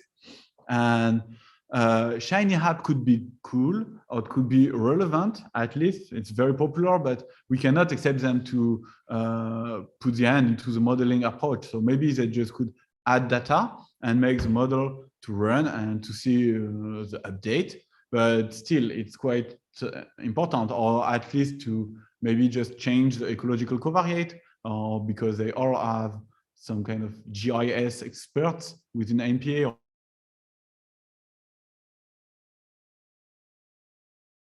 Still, it's quite ambitious in terms of formatting and stuff, but maybe it's more at the scale of the OFB, or at a larger scale, that some NGO, some partner could implement such data and then communicate just the results every year or every 2 years to MPA manager. But it's sure that it's not something they could just download on GitHub and just start modeling with R. So we will see. It's something we have to discuss between people that could be interested. Shiny app was to be considered, but it's I think it's challenging. I have no expertise personally on our Shiny, but it should remain really simple, at least, or being centralized by experts at the scale of the Mediterranean Sea. Yeah, thank you for exploring that, and I totally agree. I mean, it's definitely not the only tool out there, Shiny or whatever, like, but I'm just interested in your points, and I think that was very interesting, that this needs further exploration. I just know for myself that it seems more and more agencies are saying, like, okay, can we use the models, or can we see the models, and then you make a Shiny thing and then you send it over, and that still doesn't mean that much actually to them, or means that they can use it in any way. So I think as a community, if we want modeling to be used more widely, we have to really carefully think about this, and also have resources that mean we can engage with people, and on a regular basis, I think. Yeah, so that was all very interesting, and I enjoyed reading this. And my final comment, just as a comment, as I wrote in my report, I think the data you have collected are very rich, the qualitative data, and I think there's a lot in there, and I would love to see ideally 2 kind of chapters coming out of them, kind of your first chapter, well, chapter 4, and then chapter 7 as well. I think had a lot of kind of very kind of in-depth kind of evaluation of what modeling means to managers and stuff. So I really enjoyed reading this. So if you can make this into a formal analysis, I think you got a real valuable contribution there. So yeah, and thanks for including me in this. Good. Thank you. Now we go on with Professor Angela Fuller. I hope I don't mispronounce your name. Perfect. All right, thanks. And it's nice meeting you. And I'm sorry that it has to be through Zoom, and it's unfortunate that I can't be there in person. So just some comments at first. So congratulations. I enjoyed reading your thesis. It was a great body of work. So some of the things that I appreciated about it were the applied context of your work related to monitoring, but then you also considered these kind of, operational or the political context with the monitoring program. And then of course you're thinking about addressing all these challenges of collecting data. These are like real world situations that you're dealing with. You have large spatial and temporal scales, and you had to consider data from a lot of different sources and multiple methods, multiple spatial scales. You had presence, non-detection, presence only data, single visit, multiple visits. You had, SCR data that were collected by different methods. And so basically you're investigating these kind of real world challenges in data collection that are used in this monitoring context. So that in itself is an interesting part of your work, but I appreciated also that you kind of developed these or explored the role of the marine protected area managers in the ecological monitoring. So I think this combination of exploring the social processes with the statistical model development, or this kind of interdisciplinary research is not that common. So I congratulate you for engaging your work in this social ecological context. And in fact, I'm currently serving on a search committee at Cornell University where we're hiring a social ecological system scientist. And so I think there's an appreciation that this kind of work is, of increasing importance. And if you continue down this path, I'm sure there's a lot of other positions that are similar to this that will become available, where folks are looking for quantitative ecologists that can engage in the social realm as well. And one other thing, since I don't have a written thing for you to read, the other thing that I really appreciated in your work was your personal statement about how you thought the interdisciplinary work really enriched your scholarship, and also the attention in different places throughout your thesis that kind of highlighted formal decision-making processes. And of course, that's something that I work on, so I really liked you incorporating that as well. So there's some general comments, so congratulations. One area that I think you might think about exploring a little bit more in depth is in your first article, and I think Nils brought this up a little bit. So your first chapter on the social sciences side really lacked any analysis methods of the survey data that you use, and so it tended to be, or it was, very descriptive in nature.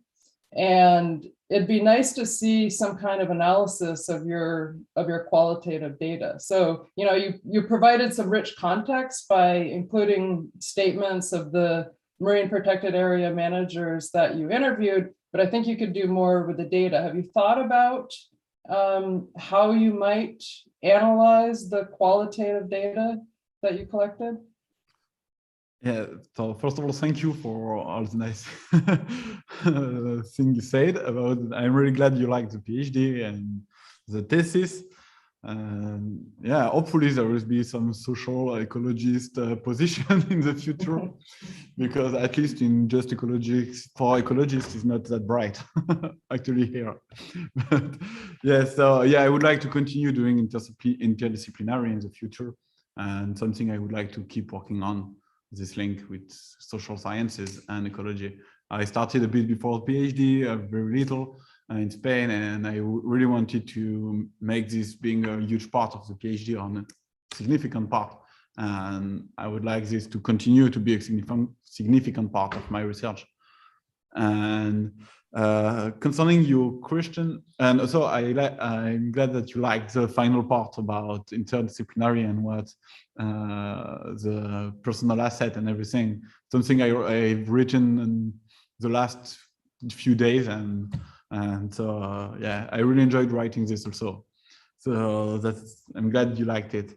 And you're right about the part about social science. It's really qualitative science. And it was quite disturbing for me also at the beginning, because the only experience I had about social sciences was something between qualitative and quantitative social science, which was more acceptable for a statistician or statistical ecology to have number, and you can do like clustering analysis or this kind of stuff. Okay, now I'm doing stuff that I know are real results, but actually it was really interesting to have to get involved into a qualitative thing, and purely qualitative. We could have, at the beginning, we thought about doing like a content analysis, try to see what are the group of words that goes together mostly. So it's clustering analysis that could be done, especially because I transcribed all the interviews. So it was something that I could do. But according to Nicolas Lescureuse, social scientist I worked with, he told me that it wasn't particularly relevant according to the limited number of people I've interviewed, and it could have been enough to describe in detail stories that I found personally relevant or interested based on the interview and the participatory observation I had and all the field mission I did with MPA and the time I spent with them. So we thought about world content analysis, which could have brought a bit of quantitative data, and it might be relevant to see if we have differences of topics between the different kind of MPA we worked on, or different kind of job position, to see how they reflect with which words they reflect some topic. This could have been done, and to see if they group by job position, by MPA governance, or this kind of stuff. But we didn't go that direction. I would say on purpose, to have this very qualitative science, and I liked it. But it feels like that I'm just writing at the beginning. I felt, okay, I will write my story, but finally it's really something that you have to put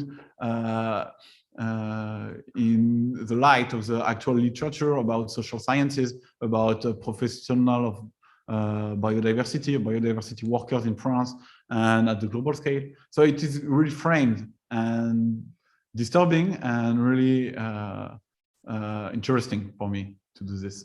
So one thing you might want to consider instead of looking at a cluster analysis would be using those themes and sub-themes that you identified or that you pre-identified and you have the data already coded, I'm assuming, and I think you could use those in like a network analysis, and in that way you could understand the connectivity among those themes and sub-themes, the questions that you were asking, and look at the connectivity among the different marine protected areas. So how often do those themes co-occur? So you could think of it like, in a statistical sense, like co-occurrence modeling, right?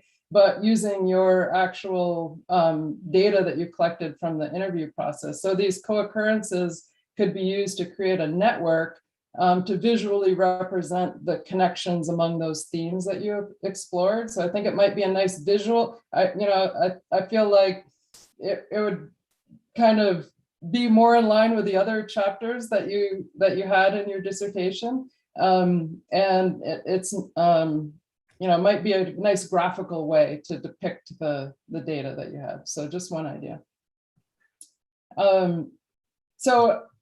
A question for you, maybe this is a simple one. What's the difference between ecological monitoring and data collection? And so let me explain why I'm asking you this. So you used a pretty broad definition of ecological monitoring. So you said that ecological monitoring is, or it has to have a protocol. So you specified that it has to have a protocol. Or I think you defined it as any protocol for collecting ecological data. I think that's how you described it. So having a protocol for example, and I'm going to survey a single tidal pool for limpets one time. Is that monitoring? Or say, for example, I teach a field biology class and I give my students a protocol and I ask them to count the number of salamanders under a cover board that's behind the campus, in the woods behind the campus. And we do this during our one field lab and we never do it again. Is that monitoring? We used a protocol and we collected ecological data. Is that monitoring? Or what's the difference between ecological monitoring as you've defined it and a survey to collect data? Yeah, that's an interesting point. Yeah. I don't know where I found I have doubt about where I found the definition, the proper definition, but if I keep with what I have written, which is logical, I would say that, yeah, I think, in my eyes at least, I would consider a monitoring something that is protocolized, which is standardized, in which you have not necessarily the notion of the way, not necessarily sampling effort measurement, but a kind of, or in a way you are assessing. I don't know, I have to think about this, but data collection would be just extraction of data of any kind in any way, while I will differentiate this from ecological monitoring, saying that monitoring could be, I think, on just one time. And I don't know if there is necessarily a temporal dimension of monitoring, which could be used to estimate trends or everything. I think monitoring could be performed on just one shot, doing just one sample, but in a way that could be repeated because it has been described, it has been recorded. And I think the monitoring is something that makes the reproducibility available in the way the sample is done. In my eyes, I see something like this.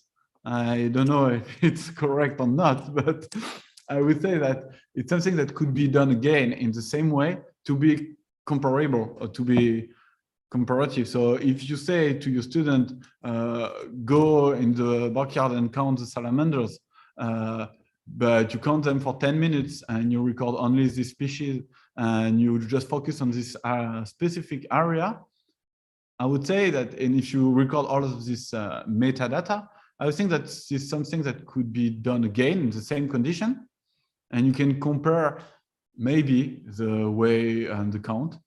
And I would say that this is kind of monitoring, and something that's just this kind of monitoring is what has been done in protected area. Just go out and counting, and we are trying, or people are trying to make them record the way they are counting and the way they collect data.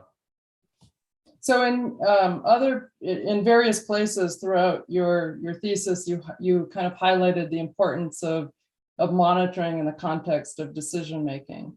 And so I would encourage you to think about describing monitoring in that context, since it's particularly relevant to the work that you're doing, especially in terms of informing marine protected area management.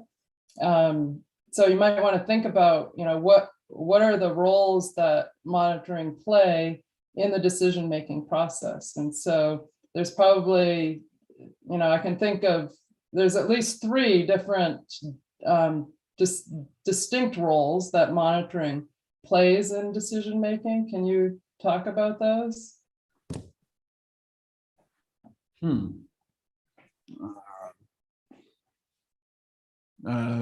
3 different ways. I don't think I can describe. Tell me one of them.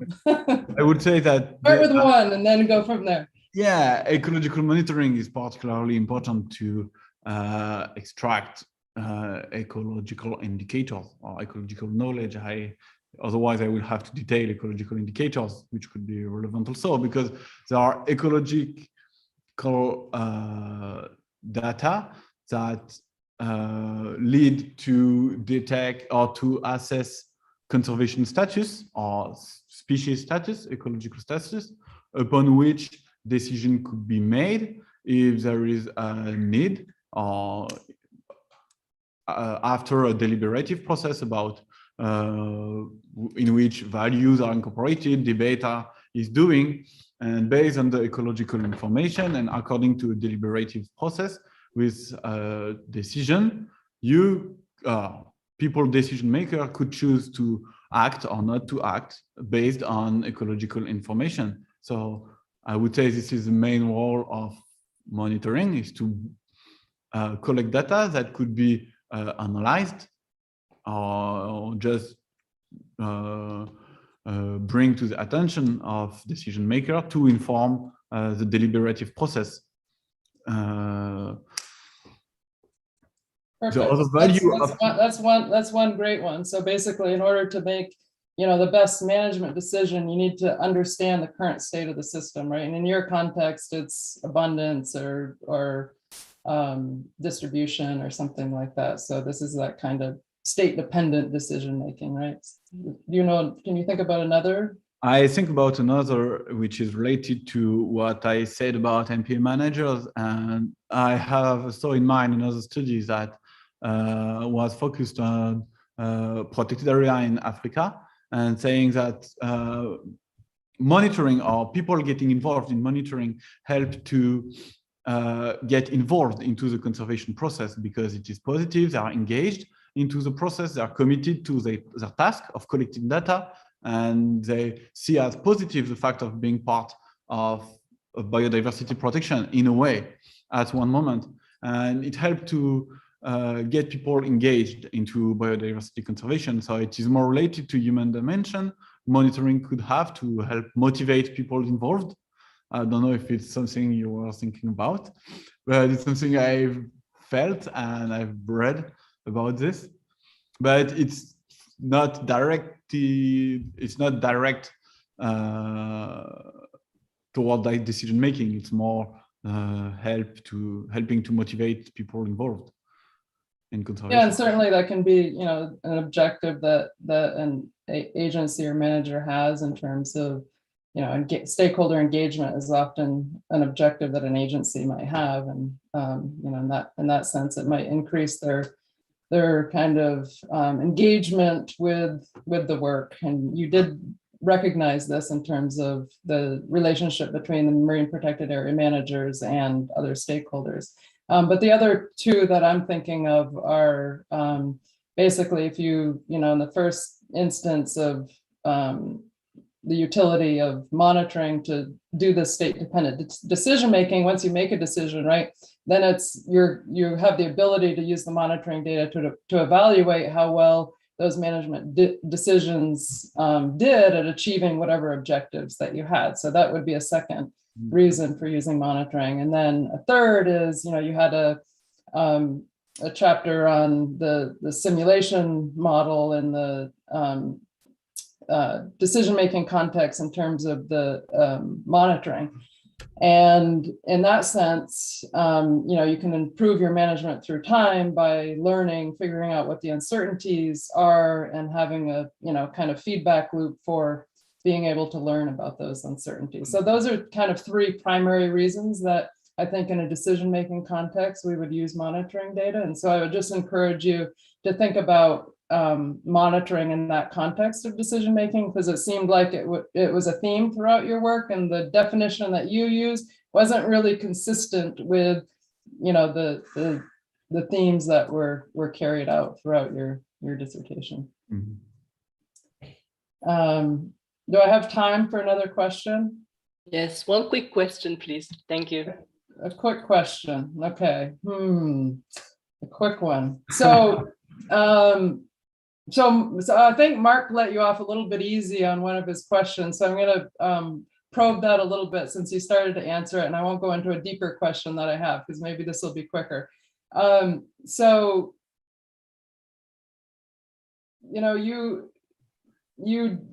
you had this kind of, I would say, kind of contrived adaptive monitoring virtual ecologist simulation, right, where you were looking at recommendations for a monitoring program to meet certain objectives that might be held by the marine protected area managers.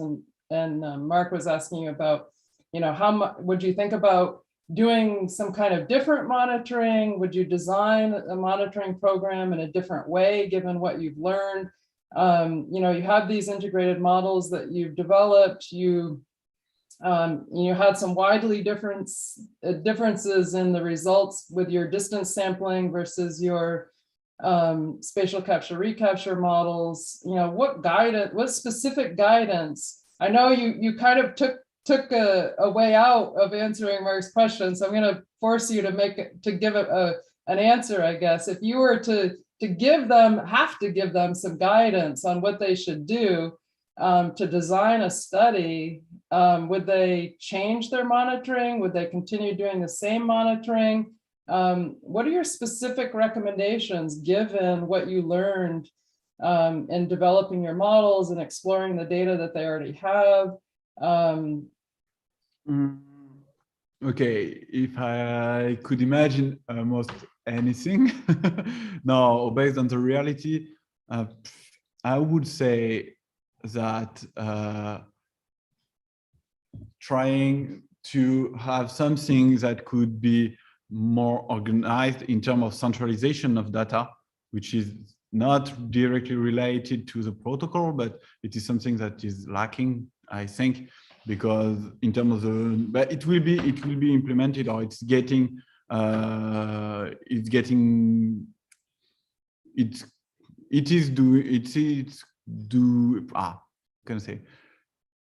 to be better because they are newly involved in photo identification monitoring, and there will be a huge challenge to try to tackle all this photo. And a good thing would be to between MPA to get the same kind of protocol to be applied, because even on photo identification, I think efforts are being done nowadays, and hopefully in the close future, they will be able to have the same, at least for photo identification, the same way of collecting data. Not maybe the same frequency, but at least to do something every year because sometimes some MPA told me that they were supposed to do bottlenose dolphin photo identification monitoring, but according to the lack of time, they just kid this one and do not, because they try to do it with 5 agents on board sometimes, 4 of them observing, 1 driving, 1 noting, and maybe if they try to get at least 3 observing and 1 driving, or a bit less strict on the protocol, at least they could collect more frequently data, and that would be already nice. And centralizing data, because before all the efforts that are being done nowadays, few data sets have already been collected by MPA, but I don't know how well they are centralized, and I think they are not really well centralized. And then the data analysis, the analysis of data would be really important. But in terms of protocol and what could be done, I think it depends on the question. And for MPA, I think photo identification is the best monitoring program they can do, because it is local. They can do it with every boat they have, but they have to think about how many they should be on board, what speed, what kind of data they are collected, trying to be as homogeneous as possible over the coastline. This would go through more communication, I think, between MPA, which is not really easy to do this time, because of lack of time and because of the structural organization of MPA. But it's getting, I think it will get better in the future. Right, thank you very much. Now we go on with Monsieur Benjamin Guichard. Thanks a lot, Yun. And thank you, Valentin, for your presentation and for inviting me to your jury. It was very nice from you. And actually, your subject, of course, you know it because we had the opportunity to discuss it several times, is particularly interesting for me, at least for 2 reasons. Because as part of the French Biodiversity Agency, if I am not myself MPA manager, I have colleagues which are MPA managers, because marine nature parks are part of the French Biodiversity Agency. And the second reason is that because I'm responsible for the marine mammal monitoring program for MSFD, of course the results and with regard to indicators that could be used from your models with regard to the good ecological state of bottlenose dolphins is very interesting for MSFD. So actually, I agree with the previous people from the jury who found very interesting the 2 approaches, both from a socio-ecological view and secondly from a most classical statistical and modeling approach. And with regard to the first approach, it was really, I was really interested to read the results of the surveys you conducted with the different MPA's agents, not only managers, but also field agents and with a variety of people. And I would like to moderate a little bit what you said about the lack of what was said actually by the people you interviewed about the lack of people in the marine nature parks, at least, because I'm not too sure when you conducted those surveys. Maybe it was 2019, something like that. And in the time between, a number of actually last year, 50 agents were added to the marine nature parks, and there will be 50 more next year. So I think the 10 people teams we do not exist anymore. They are at least the double, and I'm not sure that I'm certain in the marine nature parks, there will be no more important teams. Of course, in the wider view, it may not be such good news because I'm afraid the national parks will lose 150 agents in the same time. So probably it's just a matter of redistributing people from one place to the other. But anyway, so it was really interesting, and actually some of your conclusions are very accurate still now, and maybe even more now. Mostly with regard to the disruption of the sea management in the French Biodiversity Agency, which is very difficult to manage today because all the marine parks and the different people working on the sea are in different places. And would you have any suggestions to make to propose to the ministries or to the French Biodiversity Agency managers to improve this? Because actually there is currently some discussions, internal discussions about it. And the French Ministry for Biodiversity even declared not long ago that the sea, the way the OFB was managing the sea, the marine environment was not satisfactory, actually. Well, then thank you, Benjamin, for being here, and especially for the help you have brought during the thesis by the multiple discussion we had together. I hope I haven't made too mistake about OFB and all the stuff during the PhD, or at least you're kind enough not to correct me in public, but that's nice. And I won't dare to make recommendation to the OFB, but something that have really been said, especially by all kind of people I've interviewed, was the lack of communication. They were afraid, for example, that the technical Atelier Technique de Façade, the technical Mediterranean coastline meeting for MPA managers was deleted due to the new organization. So they were very afraid of that. They were really afraid that all kind of communication between a marine natural park, also the marine natural park meetings that used to be done once per year or something like this, were not actual anymore. So they were really afraid of losing the kind of communication. And there were some of them, especially scientific managers, were forced to get engaged into informal communication to discuss about the protocol. And sometimes, I don't know what's the reason, but they were supposed to implement a new kind of monitoring in the MPA, and the monitoring protocol at the particular time of the year required important human resources for scuba diving or something, and they were asking for people from the other park to come help them.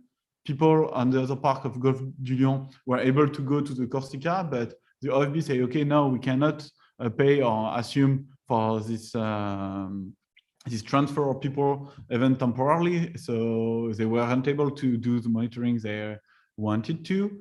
But maybe it was designed too big, I don't know. But at least I think the communication and the coordination through formal meeting is really important for agents, and exchanges they could do just to visit other MPA, learn what is done on another MPA, and come back and do other stuff, was something that have been done on multiple times, especially by marine natural parks. Yeah. On some MPA, it was another MPA, it was different. For example, local authority MPA, such as Côte Bleue or Cap d'Agde, worked between them as small scale network, or were more engaged in MEDPAN because it offers international network of MPA. But for example, even at the scale of the Corsica Island, agents from the Parc Naturel Marin du Cap Corse say that they had no exchange, or almost no exchange, with natural reserve in the south. And maybe it's it's beyond the scope of what OFB can do. But this kind of communication, I think, formal communication or formal meeting are really important for them. I'm not sure it's beyond what we could do or should do, but no, but it's very true. With regards to marine mammal monitoring, hopefully we now have a program called TurfMed2 with Miracetti, and Hélène will probably be able to talk about it because precisely it will help the different MPAs manager share protocols and methods and have the same ways of monitoring bottlenose dolphins, at least, but marine mammals in general.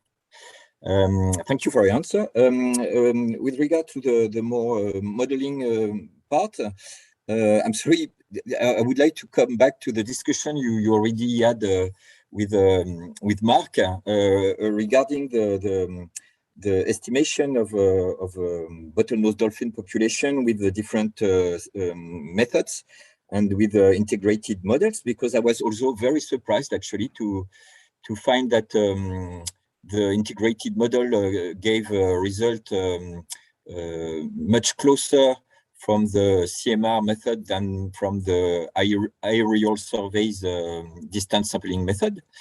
Because, and it's a good thing that we still have this slide on the screen, because actually I would like to, could you tell me if maybe I misunderstood it, because I had the feeling that in fact both methods were more or less complementary, because the boat surveys are very coastal, and whereas the plane surveys, as we can see on this slide, are not very relevant at the coast, but much more offshore.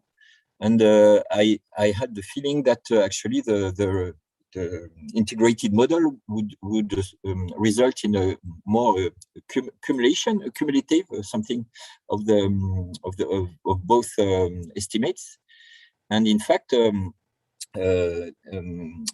new aerial surveys were carried out in 2018-2019, and the estimates for the French waters are even higher than those you gave.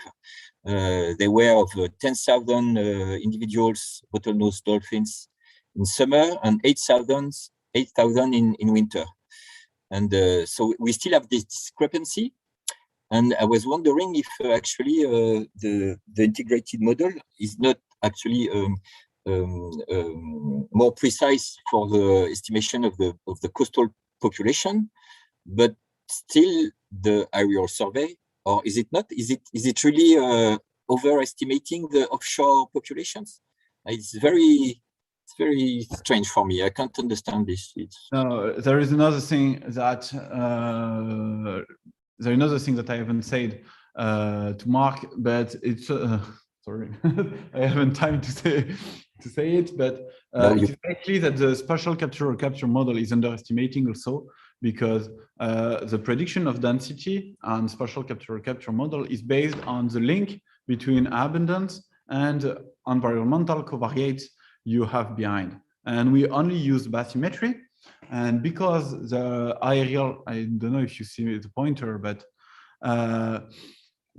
because the link between abundance and density and bathymetry first is not really precise, because as I said, other ecological features are obviously involved in abundance of density.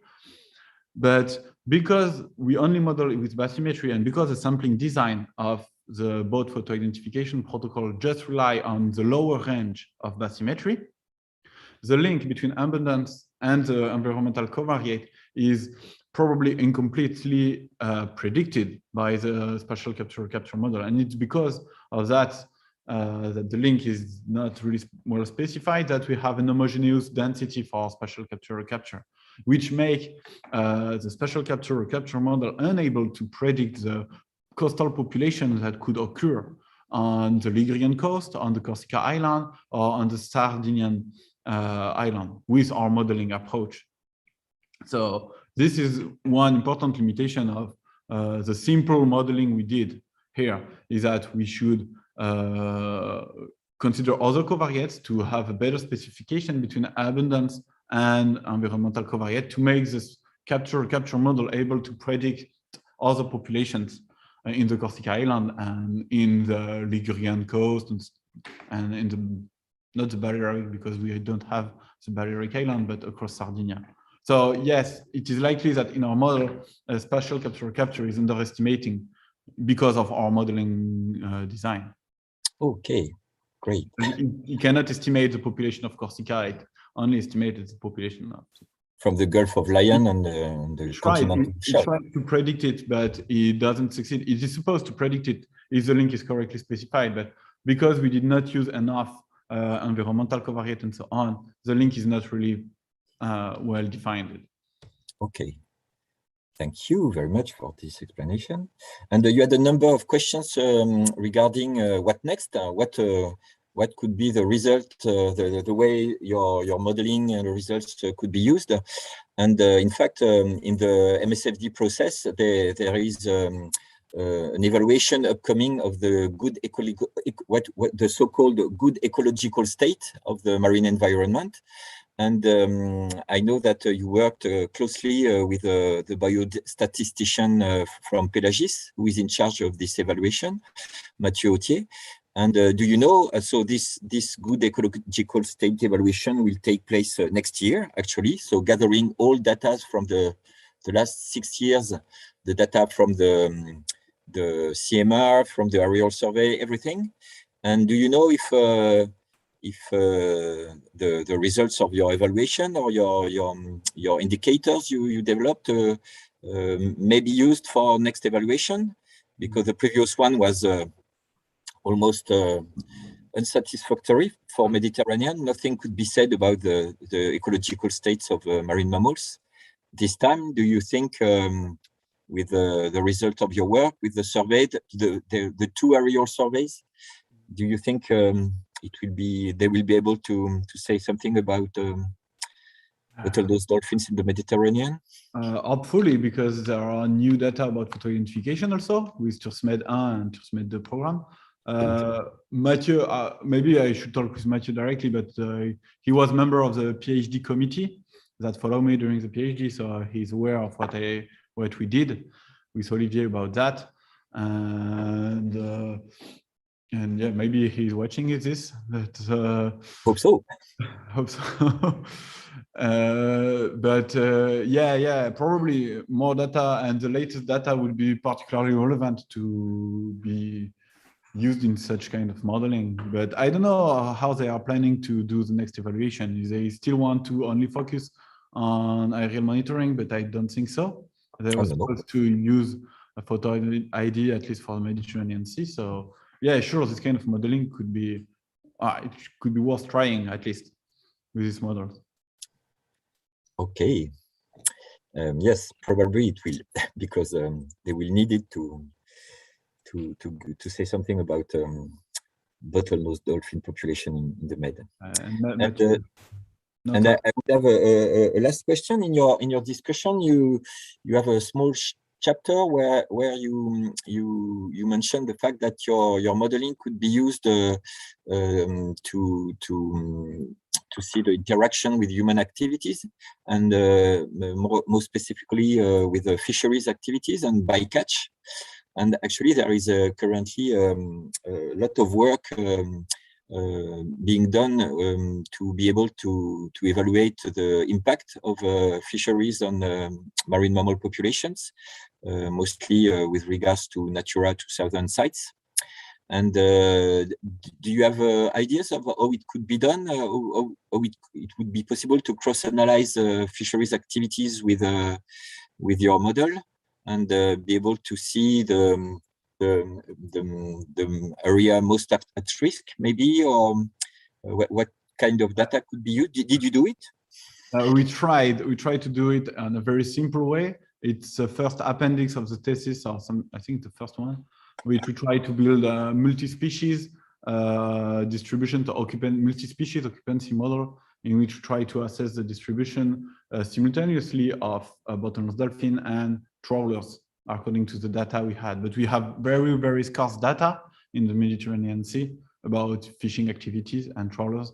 But the aerial line transect monitoring already collect fishing activities. And also in the at-sea monitoring program, they also collected data about fishing activity. So we try to just only focusing on the Gulf of Lyon. We try to assess the probability of co-occurrence between the two species, bottlenose dolphin being one species and trawlers would be the other one. But it wasn't successful to correctly identify site because we're lacking data. But the kind of modeling could, try to investigate how both use of space for these two kind of active species can be linked. So it is possible to have both species linked into a modeling approach, at least about distribution. Or maybe also with other fishing gear, because actually it may be the gill nets that have the most impact on the dolphins with regard to bycatch. Yeah, and actually, do I have time for a last question? Oh, wow. No? Very, very quick one. Okay, so as I said, there's been another aerial survey in 2018 covering all the Mediterranean, and 2019 in the French waters only in winter. And do you know if somebody who could carry out the work you did with the previous survey, but with a new one? I don't know who can do it. Sure, Matthew has the statistical ability to do it, but I'm sure he has already plenty on his plate to do. But no, at least I'm not going to work on this anymore, supposedly, because I don't have any contract on this later. But then, probably guys in Pelagies should incorporate this. It wouldn't be very difficult because the protocol is absolutely the same as the one we used. So data has to be formatted in the proper way, and then it could be entered quite easily. But as Mark noted or said, we will be working, if we do that, on 9 different years. And it will be worth trying to integrate mortality and birth and demographic processes, because now, if we were working, even in 5 years, it is quite a strong assumption to say that population will not change. And if we're working on 10 years, it will be really relevant to extend the modeling approach to estimate the demographic processes, to have this time a precise estimation. And with the data of 2019, the ACOBAM's data of 2019 and 2018, it would be relevant to try. Yeah, absolutely. Good idea. Thanks a lot, and good luck, Valentin. Thank you. Thank you. Before giving the floor to your supervisors, I may have also some questions. I would be too frustrated not being able to discuss with you. So first, thank you very much, because I really enjoyed reading your thesis. And I must say that your thesis is really interesting because at the same time you push statistics, your analysis at a high rigorous level, but at the same time you stay tuned with managers' expectations. So I think in the landscape of the different theses that I could see, it's not frequent. I have a question. By curiosity, I wanted to know, because it was not too clear to me, because you said at some stage for your social analysis that you conducted this social analysis during 2 years. But this analysis was meant to launch your thesis. So can you say a bit more about the chronology of the different scientific activities you had? This should bring more information about how the thesis has been articulated. But since even before the thesis, I was doing an internship with Olivier to set the subject of the thesis, to begin to work on the adaptive monitoring models. Before the beginning of the thesis, we get in touch with Hélène from Miraceti, and we try to say, okay, we will, the program of the OFB TURSMED 1 trying to organize the monitoring of bottlenose dolphin was launched as started at this moment in the thesis. So it was quite relevant to have the statistical part and the modeling development at this moment. And it was already a nice framework to work in close collaboration with MPA. And according to the first discussion we had with the OFB and with the first MPA we met with, we figured that it could be worth, and it was also my wish, to get involved in a real social science study, to get more into the details than just a simple meeting, punctual meeting, trying to identify this. And so we started to do the first interview, I think, at the beginning of 2019, and I finished them by the middle of 2020. So with the COVID, I had a bit trouble because I have to move some travel, but I succeeded to do most of the interview I wanted to do. And so the last interview was done in September 2020, I think. And since the beginning of the interview we had in the social science process, we identified the need for data integration according to meetings and to the first interview quite soon. So we were able to redirect the thesis quite early, actually by, I think, we began to work on integrated occupancy model because it was the first thing we worked on by beginning or by spring 2019 or by summer, mid-year 2019. So this was done simultaneously, and all the interview encouraged us to continue on this path of data integration. Okay. But since the beginning, it has been highlighted. So it's interesting because it's really a two-way impact. Impacts on maybe ways to improve monitoring, the MPA's impacts, for example, but also an impact on your own research. So I found the process very interesting. In terms of your social analysis, I was a bit frustrated, I must say, and I really concur with Angela's remark on your qualitative analysis, because for me, a social analysis or qualitative analysis doesn't mean that you lack of objectivity or transparency, you see? And for example, you said for your statistical analysis that you must be, you said at some stage in your thesis that we should increase the efficiency of MPAs, and for this, we must be objective in the decision making. So we need to quantify the phenomenon, et cetera, et cetera. So I was surprised that you don't apply this principle to your social analysis.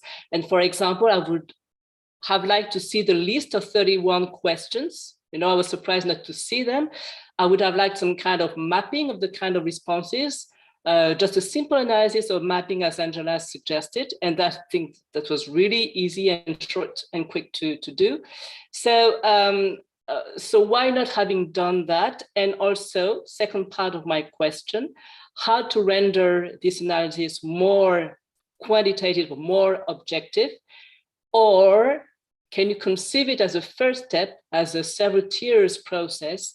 You interviewed the managers, and then maybe you go on a second step, which would be to elaborate a questionnaire with multiple choices, et cetera, because otherwise it looks like you're cherry pick some statements from the managers, and that finally what you write is your own sensitivity, your own subjectivity. You see what I mean? Yeah, totally. I completely agree with that, what you said. And to begin by the end, I would say that, it could be a first step. Like the really qualitative approach could be then extended to a more quantitative approach by having in mind what are the main topic and what is the main challenging, and try to be more quantitative by doing a questionnaire that we could address to MPA in the Mediterranean Sea, but also on other coastline, in the Atlantic Ocean, for example, anywhere. But this is quite common actually, to have a qualitative approach first and then to go more quantitative.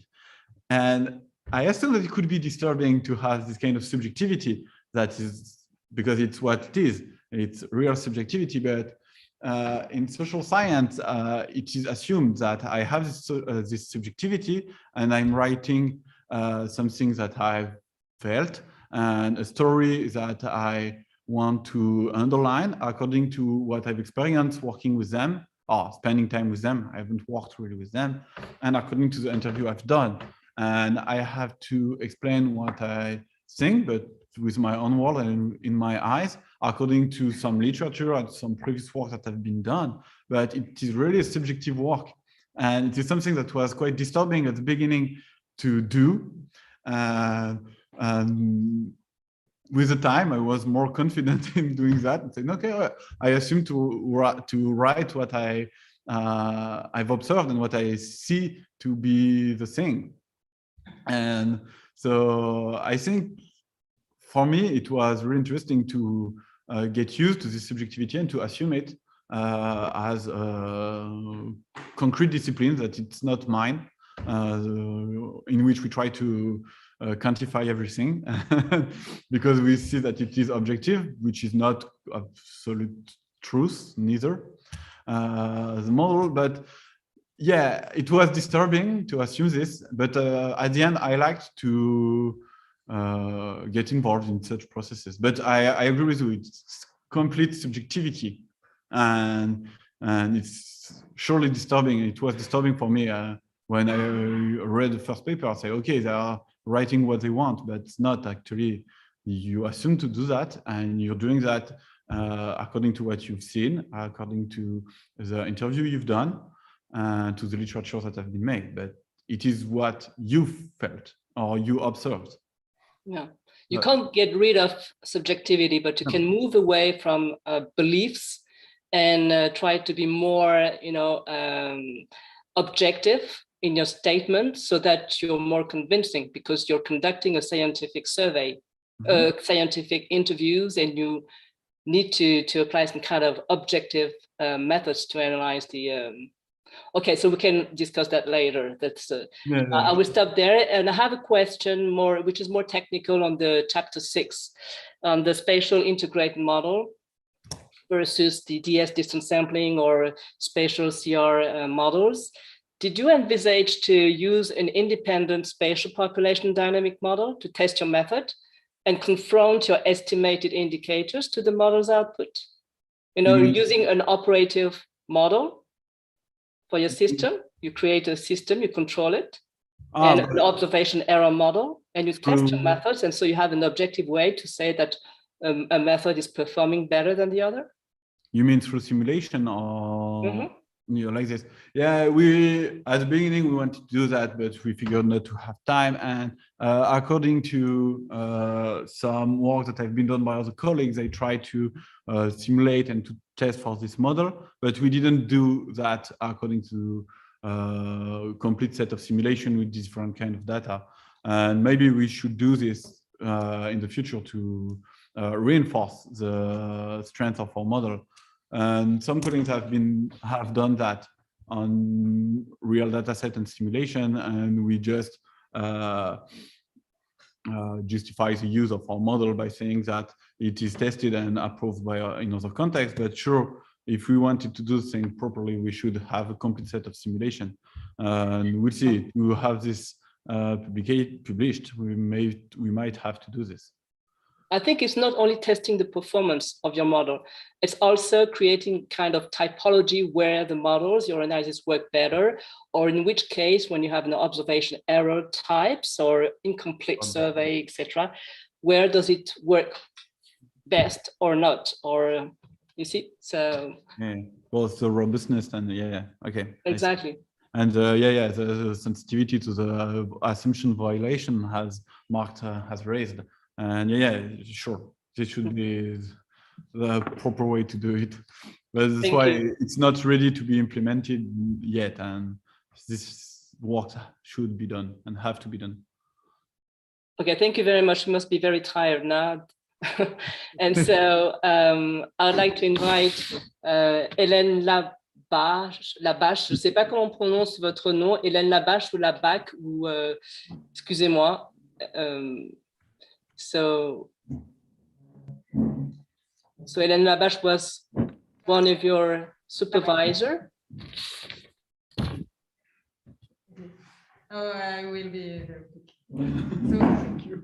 Many congratulations, Valentin, for this excellent work and this excellent presentation. And I'm really sure it will help all the work ongoing in the Mediterranean and see with the French Biodiversity Office to try to improve the contribution of MPA managers to CTCM management. It's really opening many interesting windows about the data valorization for the conservation, and indeed we will have more and more data sources, different data sources, and so it's very interesting, and I hope we will be able to pursue your work. With or without you, I would prefer with, but we'll Me too. So congratulations and thank you for this excellent. Thank you.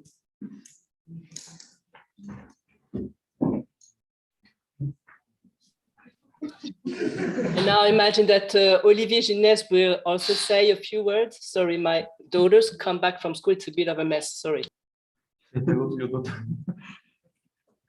Yeah.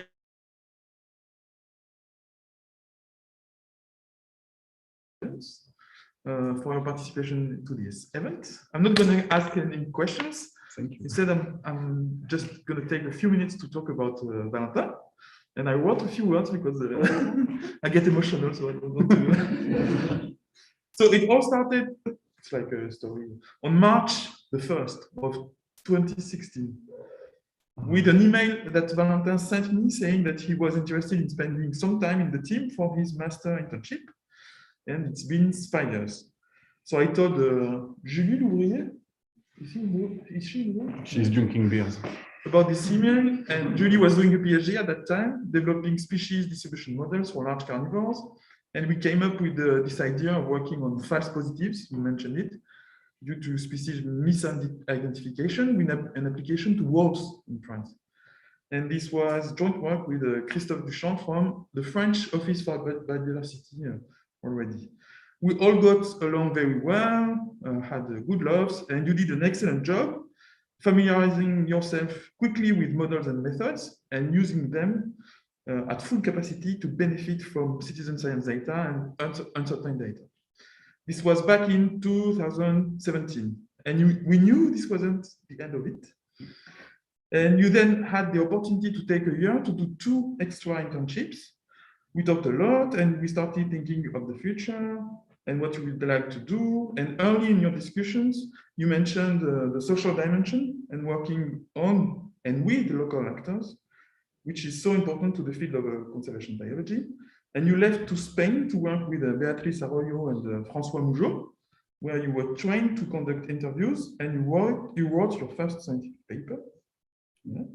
So it was autumn 2017, and it also coincides with the period when we had our first discussions with Hélène Labac. And I'd like to take this opportunity to thank Hélène for working with us. And so we talked about adaptive monitoring, network of marine protected areas, stakeholders, etc.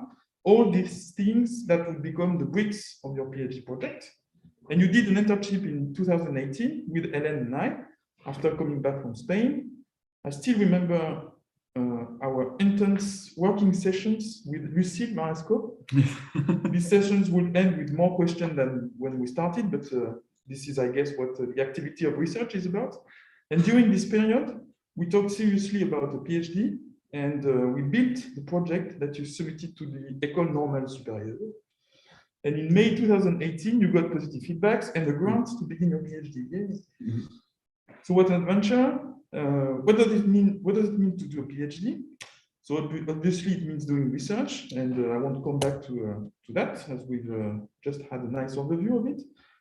I'm going to take 2 minutes to insist on a few things that I have learned from my time with you. So first, your thesis is the perfect example of what interdisciplinarity can bring. By mixing disciplines, you went further than pure statistical developments. First, by motivating the methods with ecological questions, of course, but also by rooting these ecological questions in the needs expressed by the stakeholders. And the interviews with stakeholders were key to your PhD. That's what we talked about earlier. Like you said, we quickly understood that adaptive monitoring was not of primary concern to them, to say the least. And clearly, it was the integration and combination of different sources of data that was of interest to them and could give meaning to the multiplicity of existing monitoring programs. And I still have a vivid memory of the moment we acknowledged the issue and we decided to change the path. It was on a sofa in the lab. The importance of a sofa. A PhD is also people you meet, people you work with, people you share with. And I have in mind the people you interviewed, obviously, the stakeholders, the colleagues who collect the data, and the people with whom you had interactions. Boris, Daniel, Alexandra Gigou, Mathieu Etudier, Sarah Converse, Léa David, Céline Arnal, Rupert Vimal, and the members of your PhD meetings who followed you along the way, Aurélien Bénard and Julie Déter. And Mathieu. And yeah, Mathieu. And I would also like to thank Nicolas Lesquereux, but he left during years also, for his involvement in your chapter on the perceptions of monitoring in MPAs. A PhD in ecology, it also means doing fieldwork, and you are keen on spending time in the field to better understand the people behind the data and how the protocols were set up, of course. And I'd like to thank the French Society of Ecology and Evolution, which awarded you a grant for doing fieldwork. You already forgot about that, honestly. You only understand well what you get to teach, often says one of my professors of statistics at university. I think it's not from him, it's from someone else. Anyway, and you did teach during the PhD, so bravo for that. And last, the PhD, it's also a team, and you witnessed the creation of our new team, human-animal interactions, hair for sorry. The idea is to have the same approach you had during the PhD, that is addressing applied research questions on socio-ecosystems with statistical models. And I'm almost done. Today, you are a scientist with all the skills you need to make your own way, fully fledged, like Niels Stedt, and an important member of our team, a scientist who thinks, who gets involved, and on whom we can rely on, and someone who grows on you, too, grows on you. That's the expression in English, but in French, it's the translation is weird. But anyway, what's next? So quite selfishly, I'm pleased to know that you will stay with us, doing a postdoc with Aurélien Bénard, who is not there either. You've been working on marine mammals, now seabirds. The common factor is quite obvious. And I wish you all the happiness in the world, professional and personal, of course. Thank you very much.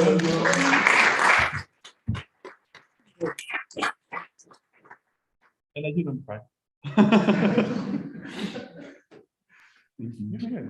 Thank you. So now the jury will stay in the room, or what happened? How do you organize things locally? I think you will stay in the room. I will stop the YouTube streaming for the duration, and I hope it will work and you will be able to listen to yourselves. So I will just stay here for the time to Do you stream or I stream, I think. I think Otherwise, I can send a Zoom link. Oh, you can send a Zoom link. Maybe it's easier. Okay, I'll do that. Oh, no, I can't. Okay. No, I can't because I already let someone use my Zoom, so I can't. I can stop the streaming. If it's... you know what? When you come back, we will do a new streaming. With the phone, so, okay, I stopped the streaming. How can I stop that? Because the weird thing is that it's recording. The recording is on my laptop. Oh yeah, the recording is on your laptop. Yeah, but that's the point, because you were the moderator, I think. And I just have to stop Live mainstream, stop streaming. Stop. Okay, so if it's complicated, I just learned that they finished with my Zoom, so I can still offer to I think host a separate session. I think it should not be problematic.